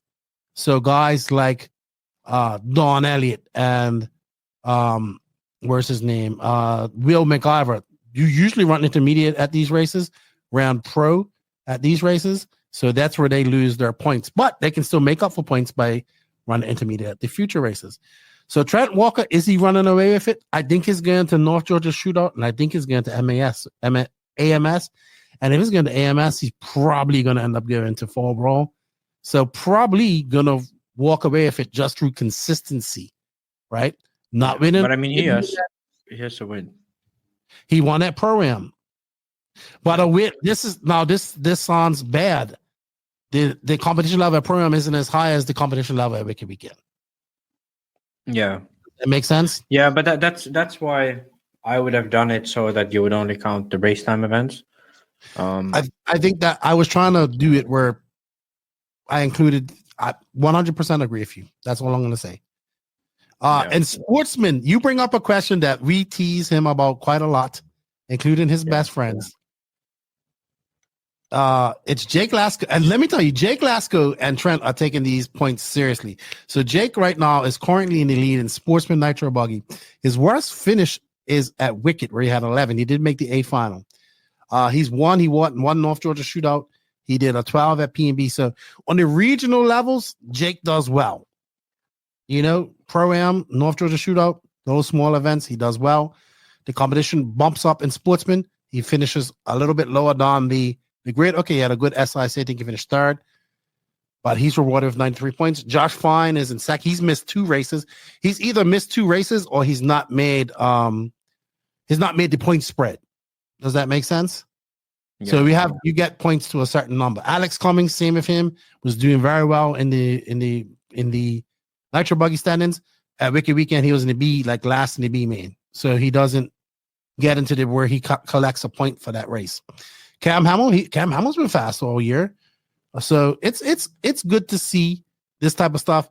And you asked the question, is Jake Lasco a sandbagger? We tease him. Look, dude, our friends tease him about this. Josie Pattershaw and all these like tease about him. He's a Sportsman driver, man. He's gonna get swamped in intermediate. He's not as good as the intermediate guys. He's the gatekeeper of Sportsman. And as you can see at Wicked Weekend, where there was more talent, he didn't win. Yeah. I mean, obviously, when you look at the points here, you can see that he belongs in Sportsman quite actually, because he is not even close to winning these big events. But I think this once again proves that why Sportsman and the division between Sportsman and intermediate is silly, because like when it's a small event, people just decide that I'm no longer a sportsman, I'm actually intermediate. But then when it's a bigger event, they decide again, okay, I'm actually a sportsman at this event. So how does that make any sense? Because I think there should be, a certain level of like actual drivers. So if you're the race needs that level. Yeah, like if you look at okay, let's say RC Pro-Am had 15 pro drivers. How many pro drivers they had? They didn't have 15 top pro drivers like a Wicked Weekend. That's what I'm trying to tell you. Yeah, but like would Pro-Am had a full main for pro class without the intermediate drivers running in it? No. How many would they have had? They didn't have enough. They had to pull 40 plus guys in to do the draft. Because they were so many people want to get drafted. So guys who ran 40 plus were pro and had their teams. They just got scored for their 40 plus positions in the 40 plus race. No, because these races are still small, right? They're not. You got to understand that Race Time has been doing this for many years and built out the prestige, and that's where all the races go now, to these 4 events.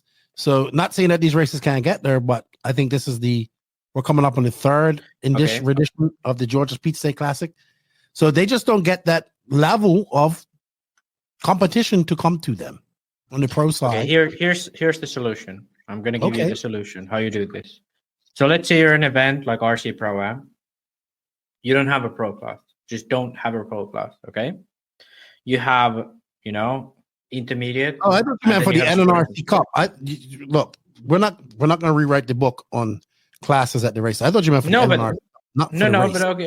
But like if you just said they don't have enough drivers for a pro class. No. Like why would they let me check a live RC. Like RC so for instance, North Georgia Shootout didn't have any top pros there. None. Let's see. Final results. Pro Nitro Buggy. So there was Tater, Sontag, and Dakota Fend, Camden Lime, Heckert. I think is Daze like no pro level driver. He's top intermediate at most. He ran intermediate at the other races, if I'm not mistaken. Yeah. So basically, we had 14 drivers, which of 10 were intermediate drivers in reality. Okay. Or worse. Or worse. Okay, so were 40 plus drivers if they're running 40 plus early. Oh yeah, that's true. Yeah, okay. So what's the point of having a pro class? So at this race is a little different, Max. This place was the pro class was having the team event at Pro-Am. That's why. Okay, but they wouldn't probably have the team event if they had enough entries. So if you want to go to a race that had no real pros, was North Georgia Shootout. It didn't have, I think, it had any pro drivers there, but they still have a pro class. So, yeah. Okay. Look, I'm not trying to fix it. I'm not even trying to go on about it. We've beat let this. Let me say it's a quick one. So many times. So when you have this small event, okay, you run everyone in the same, like the intermediate and pro in the same class. Because what's the issue? Like if there's less than 10 pros, it's not gonna really matter at the end of the day. Because like if you have enough pros to run a full main, then you give them a class, okay? But having this sort of divide between you have to decide you're on pro intermediate, that makes no sense. So or rather run everyone in the same class. Still have sportsmen if you want to. Sure, do that if you really want to. But at least that way, it's kind of at least always the same. So these guys who run intermediate, and these guys who run sportsmen. If you want to like give trophies to these guys, you can say that okay, Fenn and Sontag, they get trophies for the pro class, but then the guy who finished in reality third, but it was the first intermediate driver, wins the intermediate class. Okay, so do that. That's what they do in full scale racing. Le Mans, all of the cars run the same race, but they just give the trophies to those who were in the class. And with more than 15 drivers in the main, it's not like someone's missing out that either. So that's my opinion on how you should do these races that are small. Because this way, also for the pros, there's an incentive to get other pros involved. But they want to, they can go to this race. They're guaranteed that there's going to be enough drivers in the class.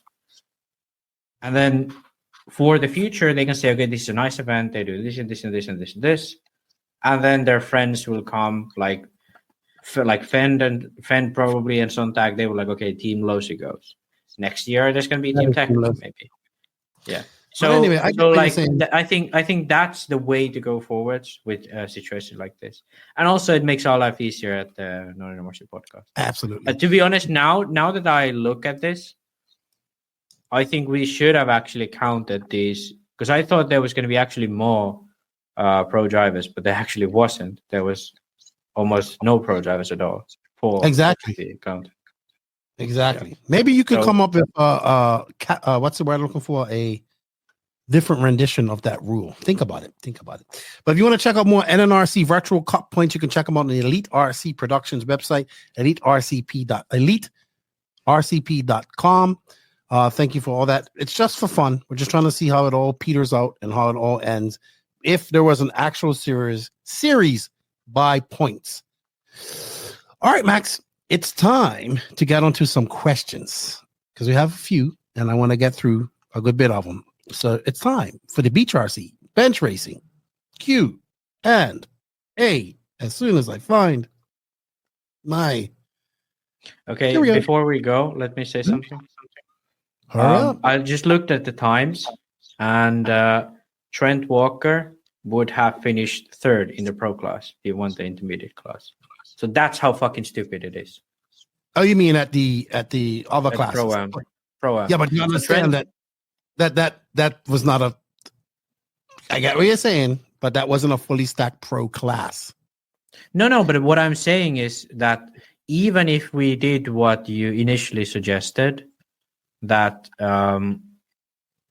we would, account with the pro drivers down. So, like, let's say Will McIver and these guys who were running pro but usually run intermediate, these guys would not even have finished top 5 in intermediate with their times. And they run straight after, so it's not like the track deteriorated a bunch. I know what you mean. Yeah, what? At RC Pro-Am, you bet your boots it did. You bet your boots. That track changed a lot. But anyway, okay, I get what you're saying. It's time for Beach RC bench racing Q&A.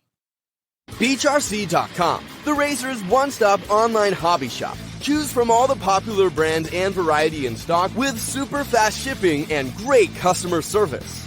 BeachRC.com still has the local hobby shop feel with all the benefits of the internet.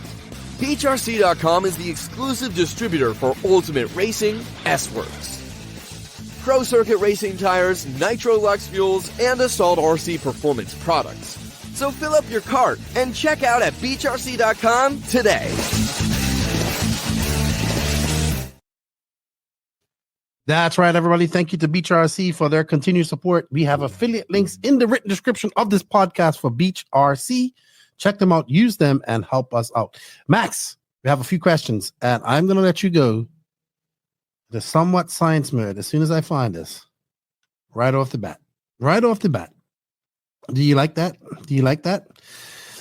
All right. Because this created quite a stir on the internet webs yesterday or day before. Mayako posted that picture of the brake bias with 100,000 in the center diff. So people have been asking about that. So I had one question asked. I've noticed a trend of much thicker diff oils in 1/8 scale cars, even on lower grip tracks. What's up with that? That's from my buddy Jimmy Woodley at Classic RC Company. Well, a lot of it comes down to the tires we run, I'd say. So it doesn't really happen on tracks where you run pin tires. So you don't run like incredibly stiff diffs when it's on pin tires. And it also comes down to corner speed. So you really need to have the drive, keep up the drive around these fast-paced corners. And by having thicker diffs, it makes it easier to do that, especially during long mains. On top of this, there are brands that have multiple different types of gears within their diffs. So, for example, Mayako, we have really small tooth gears in our diffs. So thicker oil is not actually, at the end of the day, that much thicker or stiffer for the diff. Then there are Tekno, for example, who I think they have even 3 different type of gears. Associated has 2 different types. So that, for example, is already one thing to note about, that makes a big difference. So 100K in Mayako diff, probably close to like a 50K in some other brand, which is normal for Ongaro. He runs thick diffs like that. Also, then when the diff heats up and when it's on driving, then the handling is a bit different.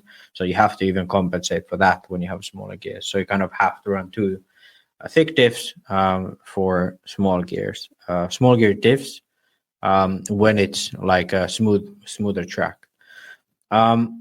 The thing about our diffs or diffs in general, the way they work is we don't have a function that would essentially lock them whilst we go on power. So it's a trade-off. We have to make the decision of, do we want the diff to be open diff, which is optimal for really tight corners, or do we want it to be basically a locked axle, which is optimal for acceleration? And full-scale cars, they have these active diffs, which lock when you go on power, and then they open while you go off power. Well, we don't have that option, so we have to make a trade-off. Now, obviously, if you always want to drive, then you don't always go to the thicker diffs. If there's bumps, however, the thicker diffs make the handling over bumps much worse. So it's less forgiving. Even off power is less forgiving when you have a thick diff, because when the other tire goes over a bump and the other doesn't, it still tries to drive the tire that's going over the bump, and so on. Same with center diff. If the front goes a bump or it doesn't really forgive as much. So it gives you more, push from the ground, because the oil in the diff tries to resist that. So that's basically the trade-off you're working with. So if you have a track that's high grip, you're going to need a thicker diff, because obviously you're going to have diffing out. You're going to need drive, because there's grip where you can use the drive, so you want to use as much of that as possible. Then you have to look at, okay, I can go as thick as I want pretty much, as long as I have steering. So if the track doesn't have any tight corners, you can go quite high. If it has, then you have to kind of balance it out. Then if you have bumps, you look at that. Do you need easier car to drive, or because there's bumps that make it difficult, or is it just the surface smooth? So can you go to thicker dips? And it's not only grip dependent, because as long as you have a smooth surface and the rotation of the car happens in a way where it's not dependent on, your diff sort of working properly, it's more dependent on the rear and rotating around. Having really thick diffs doesn't really give you a disadvantage at that point. So you don't get the disadvantage of the car not rotating, or you do, but it's very minimal. But you still get the advantage of the really high amounts of drive, and with that some corner speed as well, because you have a more smoothly turning car, so it doesn't really scrub the speed you have. So if you look at European tracks, the glue, the oil, so on, really smooth. The car rotates naturally quite a lot. Thanks to the tires we run, it's allowed to, slip. And it's not bumpy. So there's really the disadvantages of the thick diff have been decreased by the tracks we have, and the advantages have remained or even increased of having a thick diff. And that is simply why you see that much more often. In America, I bet you don't see that much, because especially in the West Coast, because those tracks, it's so bumpy, it's so low grip, you really need all that grip and forgiveness as you can get. So in those situations, you can't really take advantage of. And this is kind of a tangent again, but ONROAD is a great example of wind that tangent in, Max. You already been 5 minutes on this shit. Okay, but this is a good one. So ONROAD, for example, he was one of the ones who did this first. So already 2018, 2017, he was running really thick diffs compared to other drivers. And people were like, how can you even drive this? But he drives a car which rotation happens from the rear. So the rear end is really slippery. He doesn't have an issue with the rotation due to the thick diffs. Okay, so he's eliminated that. The track's not bumpy in Europe. No issue with that. He has a lot of drive with the diffs, and he can get the full advantage. Then he comes over to America. He tries to set up his car in the same way, tries to use the advantage of the drive he has, tries to have the car set up the way he likes to drive, the way he can make it fast. But it's much more difficult. It's really difficult to drive on a track like that with bumps and low grip. So you don't have really you don't have a lot of grip to use, so you have to be careful with the throttle, and you have the bumps that make it even more difficult to drive. So he makes a lot of mistakes. He's fast still, but he makes a lot of mistakes, like we saw at DNC, like we saw at RCGP. He was always fast at best lap, but he was making a lot of mistakes. And that's why, a big reason why he suffers in America, because the way he drives is centered around having a lot of drive, centered around the rear end rotating the car. And that's sort of the new style that we're going towards. And most drivers who go to thicker diffs enjoy this style. And it's not like you have to drive this way to enjoy thicker diffs. Most drivers will on tracks like this because the advantages overpower the disadvantages. But that's just an example of a driver who kind of took this route early on and took all of the advantage out of it, even though some people were not able to at that time or in those conditions. So yeah, that's probably why we are running thicker diffs. It's much like the issue I could talk about for hours and different situations and so on. But that's a big reason why. And also, like if you look at a Mayako, you have to remember we have much smaller gears than the brand. So for example, associated, the big gears are really big. So yeah, it's different. All right. 10 minutes. That's enough. You already used up all your science mode for today. Okay. That's it. Colts RC, wings. I never drew giant hills in mine, but the fast do. Am I doing this all wrong? What up with wings? Quick, easy. It depends which body you run. So you should test it out for yourself. So for example, the bodies I run, the ones I've made myself, there's quite a bit of like the wings on the body are quite far forward. So the balance of the aerodynamics is quite far forward off the body. So if I drill holes to my wing, the rear end becomes really slippery because I have moved already the balance forward. So most RC bodies, they don't have the side wings. They don't have that downforce in the body, except for the cap forwards. So they have to do something for the rear wing to have the balance right. And that's why they drill the holes. So if you want to have more downforce, you need to add to the front to have the balance right. If you okay with less downforce, you can remove from the rear to add the balance right. And that's why the people are drilling the wings, because the average body that is most people are driving, J Concept S15 or something similar, the balance of that body is too far rearwards if you consider the whole car to have the wing be as big as it is. And yeah, that's pretty much it. That's as simple as that. You can even try it, put on a cab backwards body, and you can see that you probably would have to drill even bigger holes to make it balance right. Okay.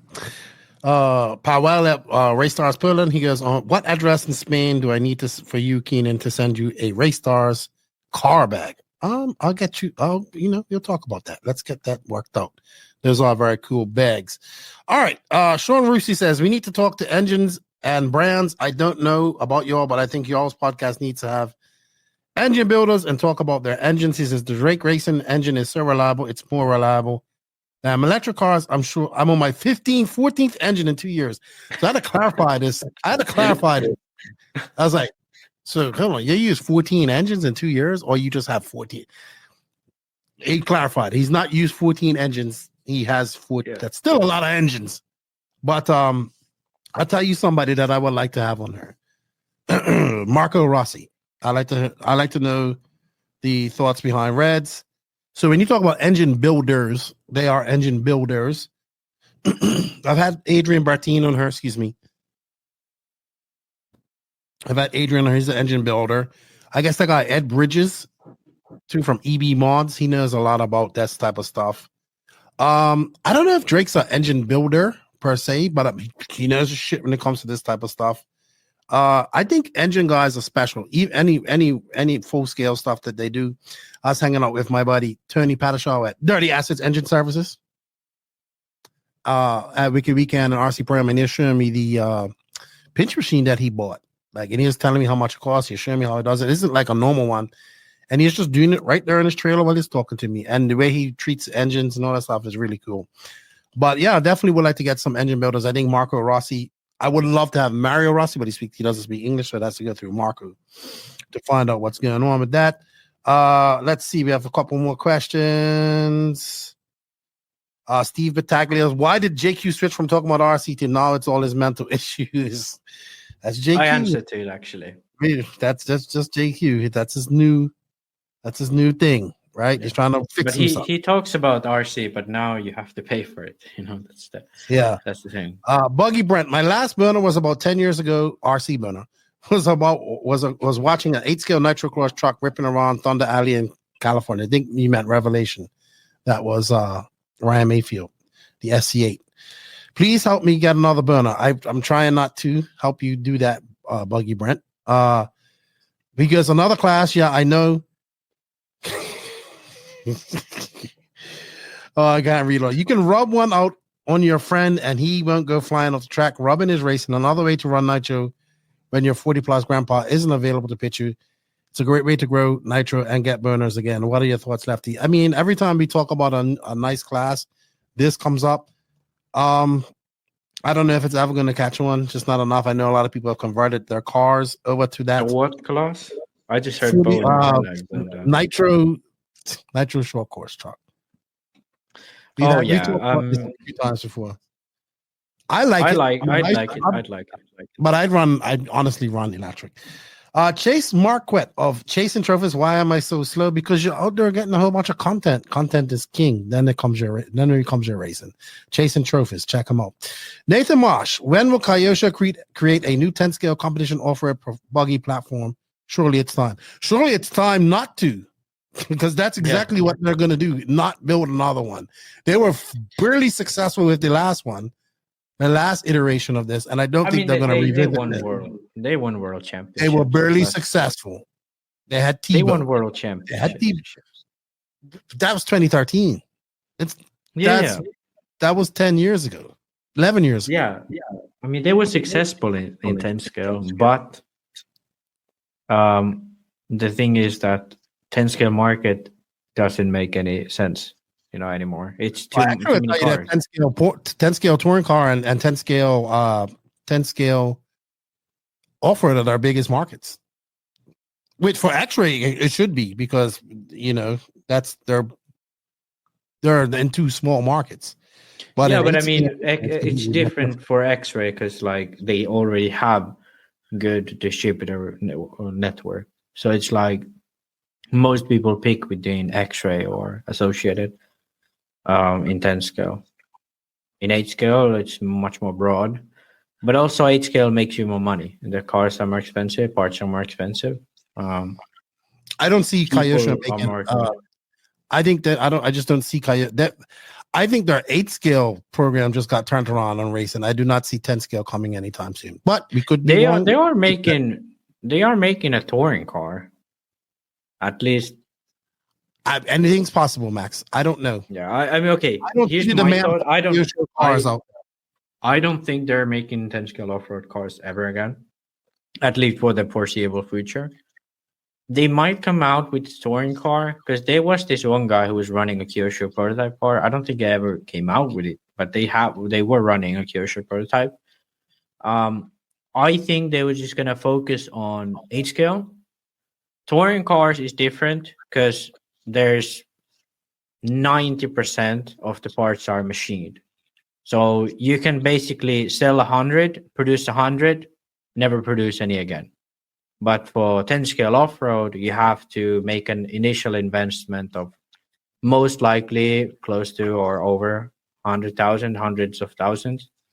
And then you have to sell to make that money back.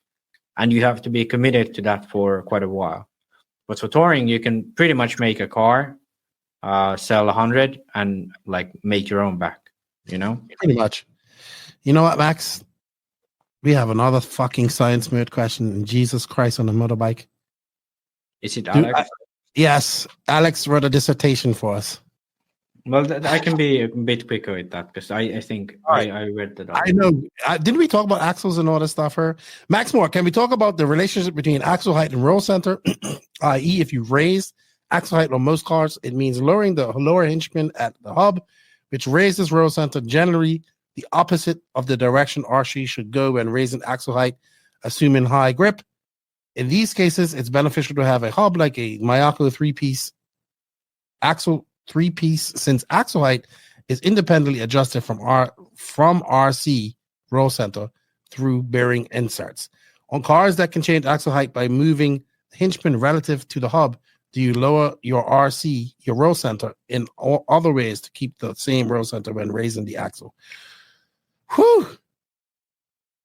Okay, so for like axle height for dummies now, if you have a regular car, a scale car, where there's no independent axle height adjustment, but there's the hinge pin height adjustment on the hub. Every time you raise the hub, you also raise the upper link. This means, like, in general, if you'd raise the upper link, same setup change would happen. Okay, so why would you want this? You don't want this.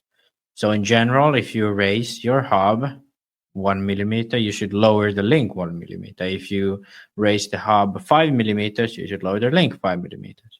For example, in the JQ back in the day, we always, when we raised the hub, we lowered the link 1 hole. With the Mayako, I haven't really played with the hub height that much. I've kind of run it always where it is. So I keep the link where it is. But if I would raise the hub considerably, I would lower the link, unless I wanted some additional effects. So every time you raise the hub, yes, you raise the axle, but you also raise the link, which adjusts your roll center.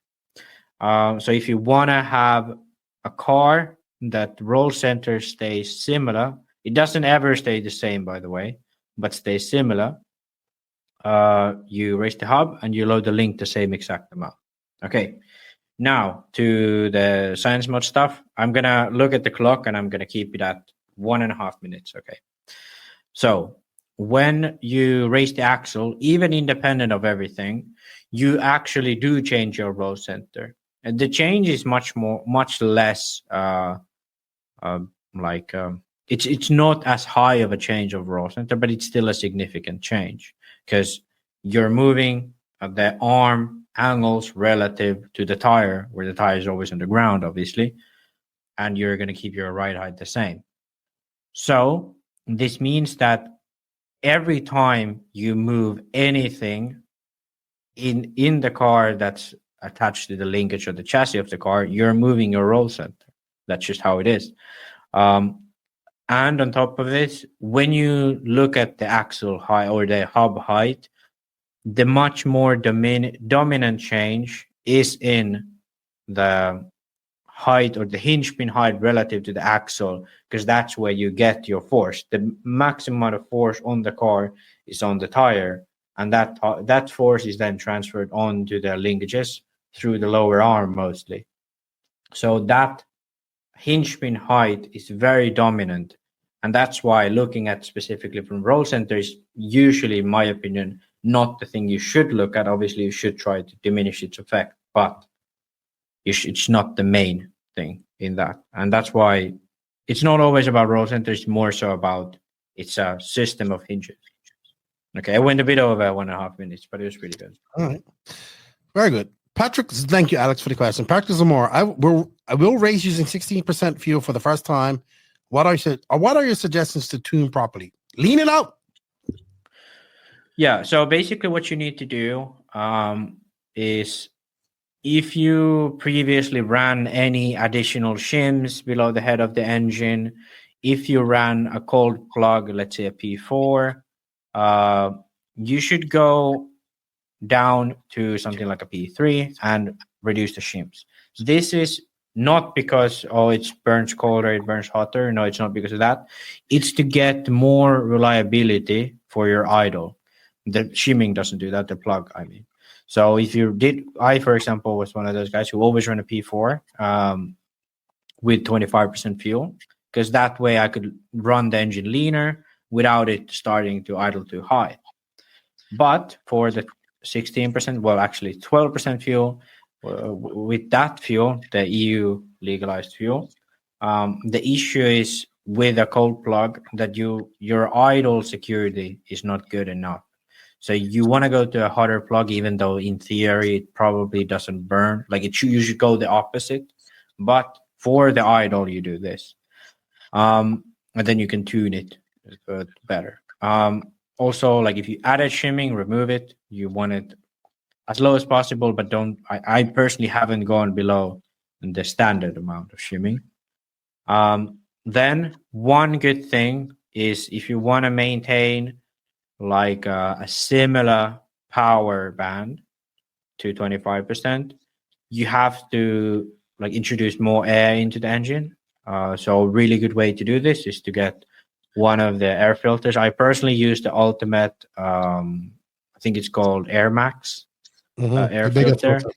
Yeah, so that specific filter is amazing. I got it early on this year and I've been using it since. I highly suggest everyone to get that. And there are also other brands who sell these bigger type of filters, but I think the Ultimate filter is one that kind of fits all cars. It's sort of universal in that sense. And I think the design is kind of optimized for that. So I highly suggest anyone who runs with 12% fuel to get that filter. Okay, so you got those things in line. Then what you do... Yeah. Go ahead. Yeah. So when you get those things in control, then you tune the engine. So in general, the top end is not your issue. The end is more so the bottom end. So the bottom end in general, from what I've had to do personally. So this is purely on my experience. Leaning out the bottom by 10 to 15 minutes, and then leaning out the top maybe around 5 minutes. But what I do is I just lean out the bottom 10 to 15 minutes from the get-go. I drive it on the track, see how it is, and usually then I lean the top, or then you can lean the top 5 minutes, lean the bottom 15. In general, if your engine wasn't good tuned with 25% fuel, you should be good to go, just like doing these changes. And I think, that's what I do. That's how because I've had to switch between fuels, because like in Europe, a lot of races still run 25. In Finland, everyone runs 12. And then at the beginning, there was sort of vice versa. So switching between these, it's kind of easy when you do these steps. So highly suggest someone trying, and if it doesn't work or if it works, giving feedback, because for me at least this process has been quite simple and I haven't seen any issue with moving to 12%. And I would believe in the future we should all move to that, not maintain with 25. That's my opinion. Next question, last question of our Facebook questions. Don Tranquil, if RC were to become an Olympic sport, which class of format would need to be raced? E-Truggy, two 10-minute sprints. Why E-Truggy?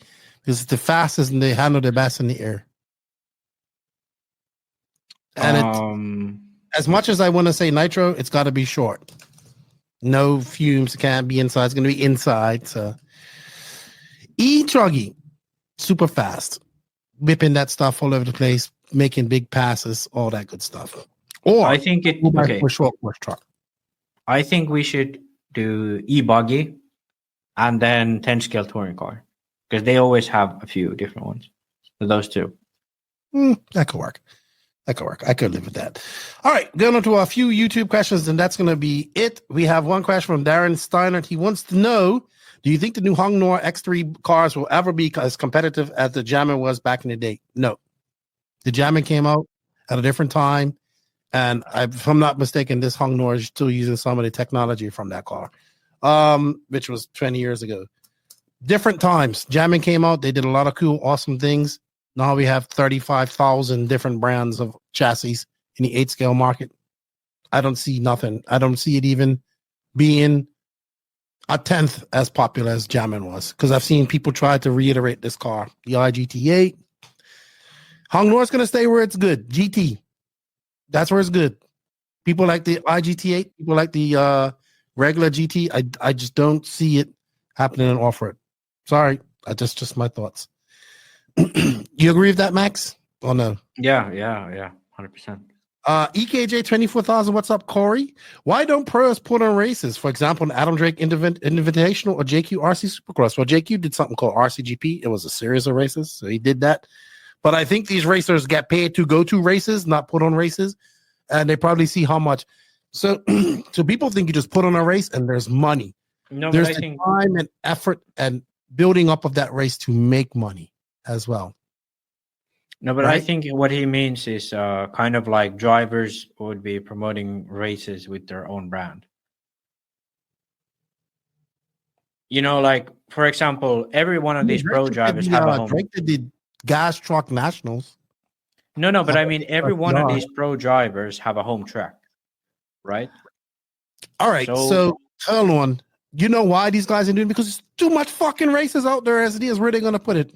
So hold on. Yeah, in between Dakota Fenn racing 3 times a weekend, 3 times a month, he's going to put on a race too. Nah, it's not going to happen. It's just too much work. It's too much work. Okay, I was just and saying, the like, schedule is completely flooded. I think it's talking about them guys putting on a race, because I think what it is, they're going to put on a race how they want it to be held. Well, JQ did it. It was RCGP. And you ask them how much work it was.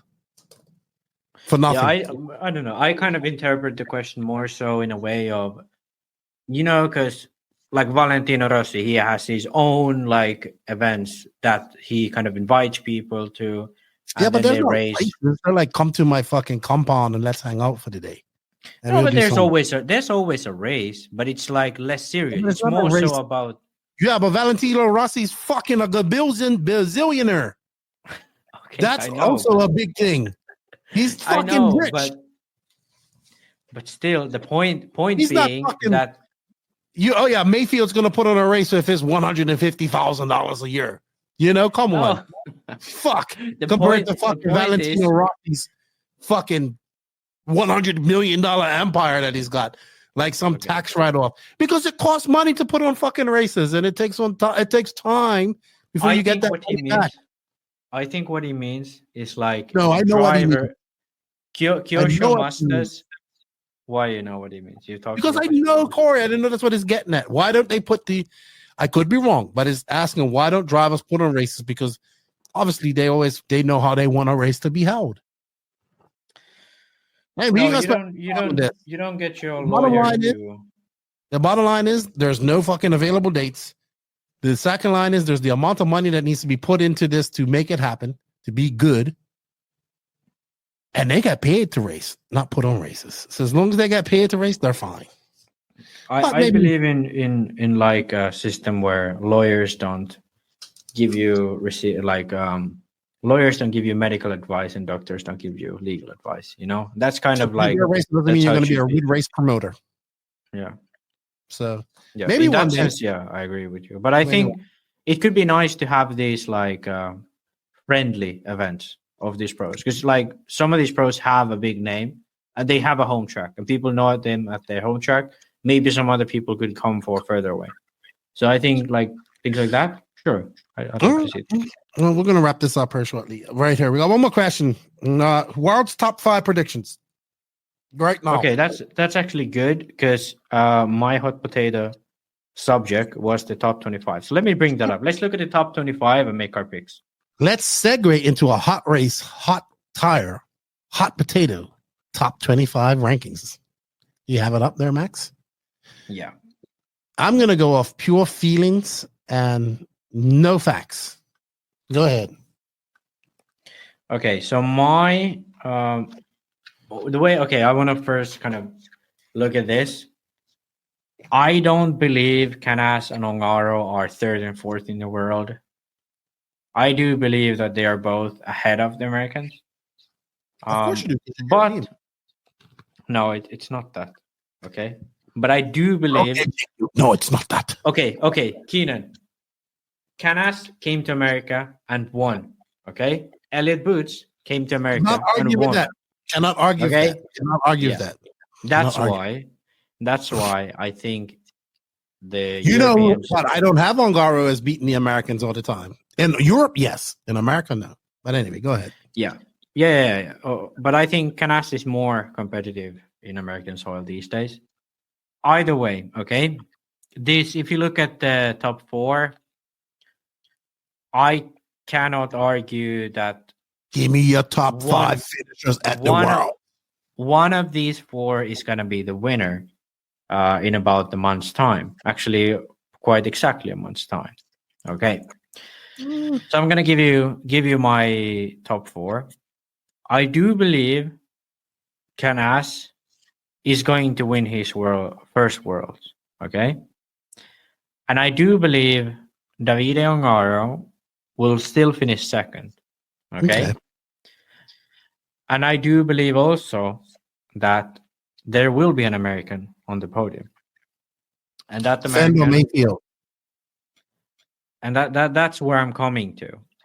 That's a difficult one because all logic and reasoning says Fend, but my feelings say that Fend can't make it and Mayfield could.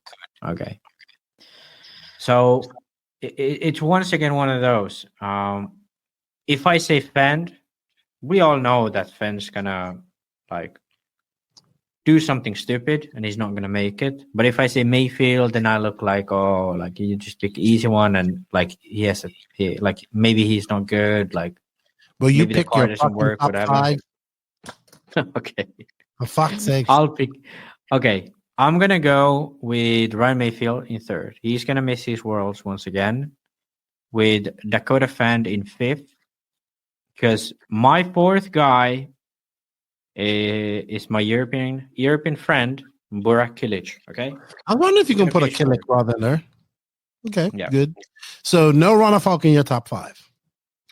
I don't believe he could make it because even at the Euros, he was barely in the top 5 if everyone finished. So, yes. Speaking of Ronald Falk, just looking at the comment. David Ronald Falk uses FX engine. 6 exclamation marks by somebody. All right, my top 5. I do agree that Canas will win this. He is my favorite right now going into this. Wow. It's very identical because I have Ongaro in 2nd. I have Ryan Mayfield or Fend in 3rd. I have Ronald Falk in 4th. And I have Coelho in my top 5. It's weird. I think it's hard to make any predictions. It's so fucking it's so many fast guys going into this. Fuck, it's hard. I'm missing people too. So Jesus, Lord have mercy. Yeah, I have to say though. Can I have top 5s in different universes, like the multiverse? Yeah, of course. So I can have multiple different top 5s. I have top 5s in my universe where it's Fend, Mayfield, Ongaro, and Ongaro, Mayfield, this, and Ronald. It's you know what? It's hard to predict. All I can say is I would a very good race. That's what I want. I have, and I would love to see. Just I gave you my top 5: Canas, Ongaro, Fend, Ronald, Mayfield. Yeah. But I have to say this one thing because I've been thinking about this for a while now. As much as it makes sense to pick Canas based on current form, historical data, and any other thing, okay? My feelings still tell me that he doesn't have it in him as much as Ongaro has it in him. Jeez, what more is it going to take from you to believe in fucking JC3? It's what it takes from JC3 is a result where he absolutely dominates. No, but he didn't because he did it twice this year. Where? He dominated the Euros. Nobody could catch him at the Euros. He dominated. They catch him at the end. They caught him at the end. Because he slowed the fuck down. Well, his tires were done. Yeah. Oh, I'm sorry. His tires were done at the end of the race like they're supposed to do. And he slowed down. Okay. He still fucking won. Okay. He finished what? 4 seconds, 6 seconds ahead of the second place man. That's not a dominating win. Sure. He ran away with it. Okay. Did he ever not was he ever not in first the entire race? No. Okay. But he wasn't okay, Keenan. He was not the fastest guy out on the track from the start to finish. Okay. Well, he when was you're the running fastest guy. Films, that might happen at the end. Yeah, but how do we know that's not going to happen? There's no fuck. He's so awesome that he had no tires left. He was practically running on foams that he still fucking won this race. No, he didn't dominate the race. Fuck, Max. What is somebody going to have to do to garner your favor? Are they going to have to like reinvent the wheel? Are they going to have to like sail around the world and prove to you that it's not flat? Are they going to have to fucking chain themselves to multiple fucking sequoia trees that have been around for 2,000 years so they don't fucking no threat of ever getting fucking cut on? Are they going to have to join the Sea Shepherd and go out there and save whales? What do they have to do? They have to be. Get respect? That man's a European champion 2 times in a row. He won Silver State this year. They have to beat Ongaro. He beat Ongaro. When Ongaro doesn't retire or drive like an idiot or whatever. When Ongaro is in form, they have to beat Ongaro. And there has so far been not many drivers who have actually done it in Europe. And this guy's one of them. Well, he did it once in Italy. That's the only time. At a track where Ongaro has never won. You know, Max, you're just throwing shade to throw shade. You're not even talking facts now. I am talking facts right now. No, but Canas has beat Ongaro quite a few times over the last 2 years. Okay, let's go through them. Oh, Jesus. Do you have them up yet? Because we're only an hour ahead of over what we're supposed to go through, and I want to finish this up because I have actually some breaking news that just came in while I was doing this. Okay, but serious breaking news. Okay, hot take on the hot race. My point here is that when Ongaro is prepared for a specific event and in a specific way to actually win that event, there really, really rarely is anyone who can absolutely beat him on merit. I would agree with you there. When he's on form. And if we look at in the past, yes, Canas dominated the Euros last year, but Ongaro was clearly struggling with the tires. He was clearly at a major disadvantage. Okay. Euros this year, he had a flame out. Okay. So we never got to see the end result. Okay. In 2022 Euros, Ronnefolk won. Yes, but Ongaro again, he had an issue. So the thing is like, yes, these other people beat Ongaro. They win over Ongaro, and that is possible. But the reason why Ongaro won the Worlds twice in a row is because when it actually matters, he is always there at his very best. Okay? And when he's there at his very best, I have not seen many actually, or I'd say I'd even go this far. I haven't seen anyone actually beat him just straight up when he's at his best. Okay? You know, I've seen being a thorn in his side. Juan Carlos Canas. And I think he's going to be a thorn in everybody's side here. This is one of those mental things. So if Canas, he has to mentally beat Ongaro. And I have not seen anyone mentally beat Ongaro, at least to my memory. I did. I saw Canas. Oh, in Italy. Ongaro's brain, some sort of strong at Gusago. Okay, it's going to be impressive. That's the one example of that happening. And I'm seeing him being said. Ongaro always sucks at that track. That's like the track's like his nemesis. He does suck. He does suck at that track.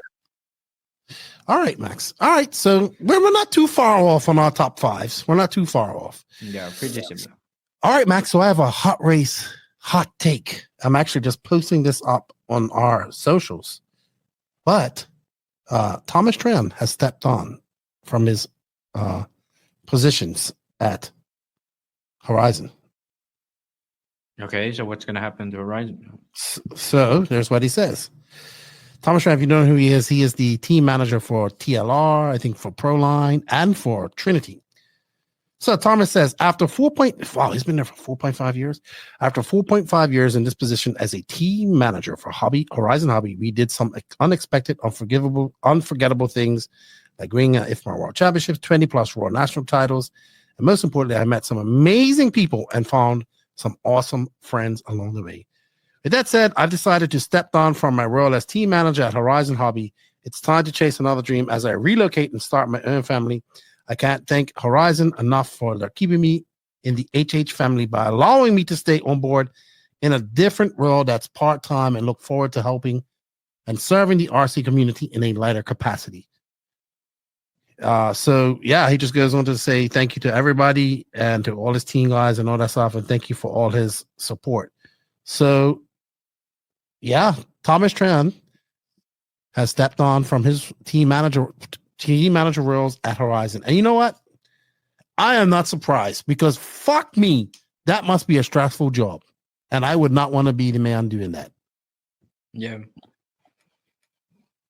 Okay, but it seems like he's not leaving Horizon. He's just like leaving. I don't understand what the hell doing. He's going to start his own. He's moving. He's relocating. He's from the Pacific Northwest originally, so might be going back up there. What I think is he has something he wants to do, like make his own company, doing something outside of RC, or maybe within RC. Who the fuck knows? And during that time, he's going to put up this whole thing. He's going to work at Horizon part-time doing some things. That's how I understood. So it's not like he's leaving Horizon. He's just like, hey, I cannot do this full-time anymore. I want to do something else. So that's pretty much it. So no, not any drama really. Just I know drama, but not unexpected. I just came up on his socials. I think he did a good job at TLR, and I think he did a good job at TLR. I think he did a good job at TLR when he was given very little to work with. You know, his budget keep getting cut, you know, and he still managed to win a world championship. He still managed to win national championships with them in Dakota. Still got one of the fastest, if not the fastest racing around on Dakota Fen running TLR. But man, I bet you this man's life was stressed. He had all, you know, man, like, and you know, like, you always when you're working in a company, I can only imagine, I don't know if this is true, but when you're working in a company like Horizon, which is making a whole bunch of money off all this bashing stuff and boats and planes and all this stuff, you constantly have to justify why your small little RC team needs all this money. And where is the money coming from? What money are you making to replenish this? And I know that as corporate penny pushers, pencil pushers, penny pinchers, that's what corporate Horizon is thinking about. But the passionate RC guys like, fuck it, we're gonna just spend whatever we can to race. So I think that Thomas Tran did an amazing job at TLR anytime he was there, and probably fucking stressed the fuck out with all the fucking different hats he was wearing. So thank you. I think Thomas Tran has been a breath of fresh air in RC. He did a very good job at J Concept. He's one of the guys who started doing all these vlogs and going around and just doing all this type of stuff, because that's how he started. I remember seeing Tran with his camera and a stand and a microphone on the front, walking around doing the J Concepts vlogs and stuff like that and getting videos. So maybe he's like, I'm going to do something, not an RC that makes real money, equal stress, real money, better money. Yeah, dibble and dabble in RC. So thank you, Thomas Tran, for all that you did for TLR. You're going to be missed there, because it's going to be hard to fill those shoes and make work what you made work. Max, I think that's it. We did go an hour over, but it's a lot. But it's only an hour, dude. Well, we only went an hour over. You know, that's pretty good for us. Pretty good. It was a good chat. Good catch up with you, Max. Thank you, everybody, for all the questions. We greatly appreciate all your questions. We were able to get most of them in this time around. congratulations once again to Dakota Fan and all the winners from Wicked Weekend. We have the Worlds coming up next week. I think Max and I are taking a little break. We'll have a podcast, hopefully with just a guest. Then I think we'll do the week after that, near the end of the month, we'll start unveiling what we're going to be doing for the Worlds. We're working hard with that, getting all our graphics done. Thank you to all the companies that came on to support us for the Worlds.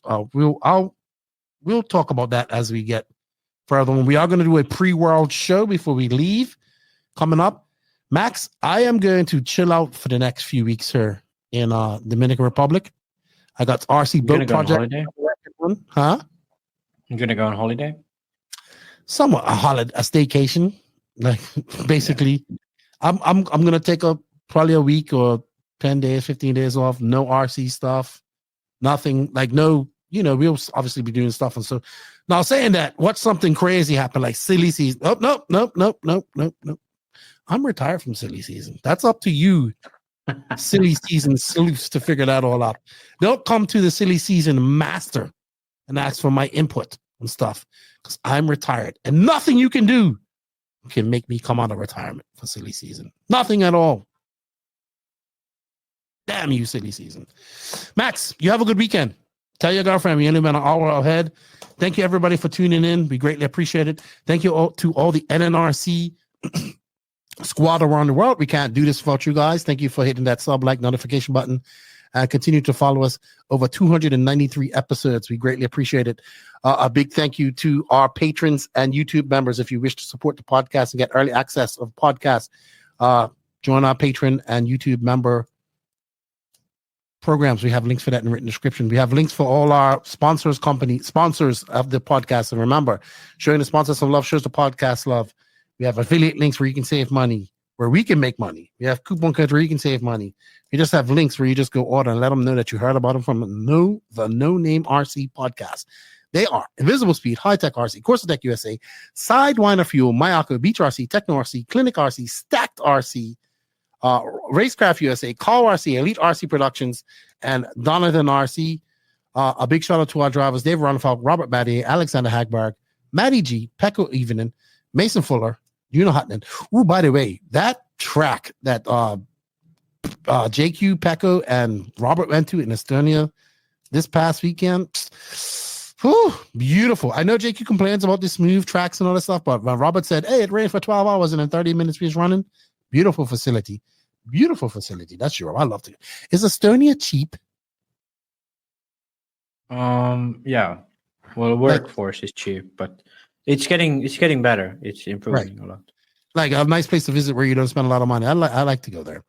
But yeah, that was a beautiful track. Hey, you know what? I mean, it's not cheap like the Dominican, but it's like cheaper than Finland. Portugal's cheaper than Dominican Republic. Get really? That? Yes. No. But some things maybe, but no. Some food and stuff. Food. Really? Yes. Believe it or not. I couldn't believe it. How much is like an average salary in the Dominican Republic? Much less than what you make in Portugal. So it's just that like your shit is really expensive. expensive. All that stuff in Portugal is cheap. I would live in Portugal. That's how cheap it is to me. Rent would be a little expensive, but yeah, maybe it's that then. Yeah, maybe it's just like you guys have less rent and so on. Yeah, Estonia is like probably around the same as Portugal then. Good stuff. It was good catching up with you. Have a good day. Have a good weekend. Thank you for your time. Thank you for your notes. See you soon in Spain. Me, you, Salty Joe, all sharing a hotel room. I feel sorry for you guys. With that said, Nitro's the glory. E-Buggy pays the bills. If you ain't grinding, you're sliding. Max and Lefty out. You guys have a good weekend. Be safe. Safe travels. Adios, muchachos.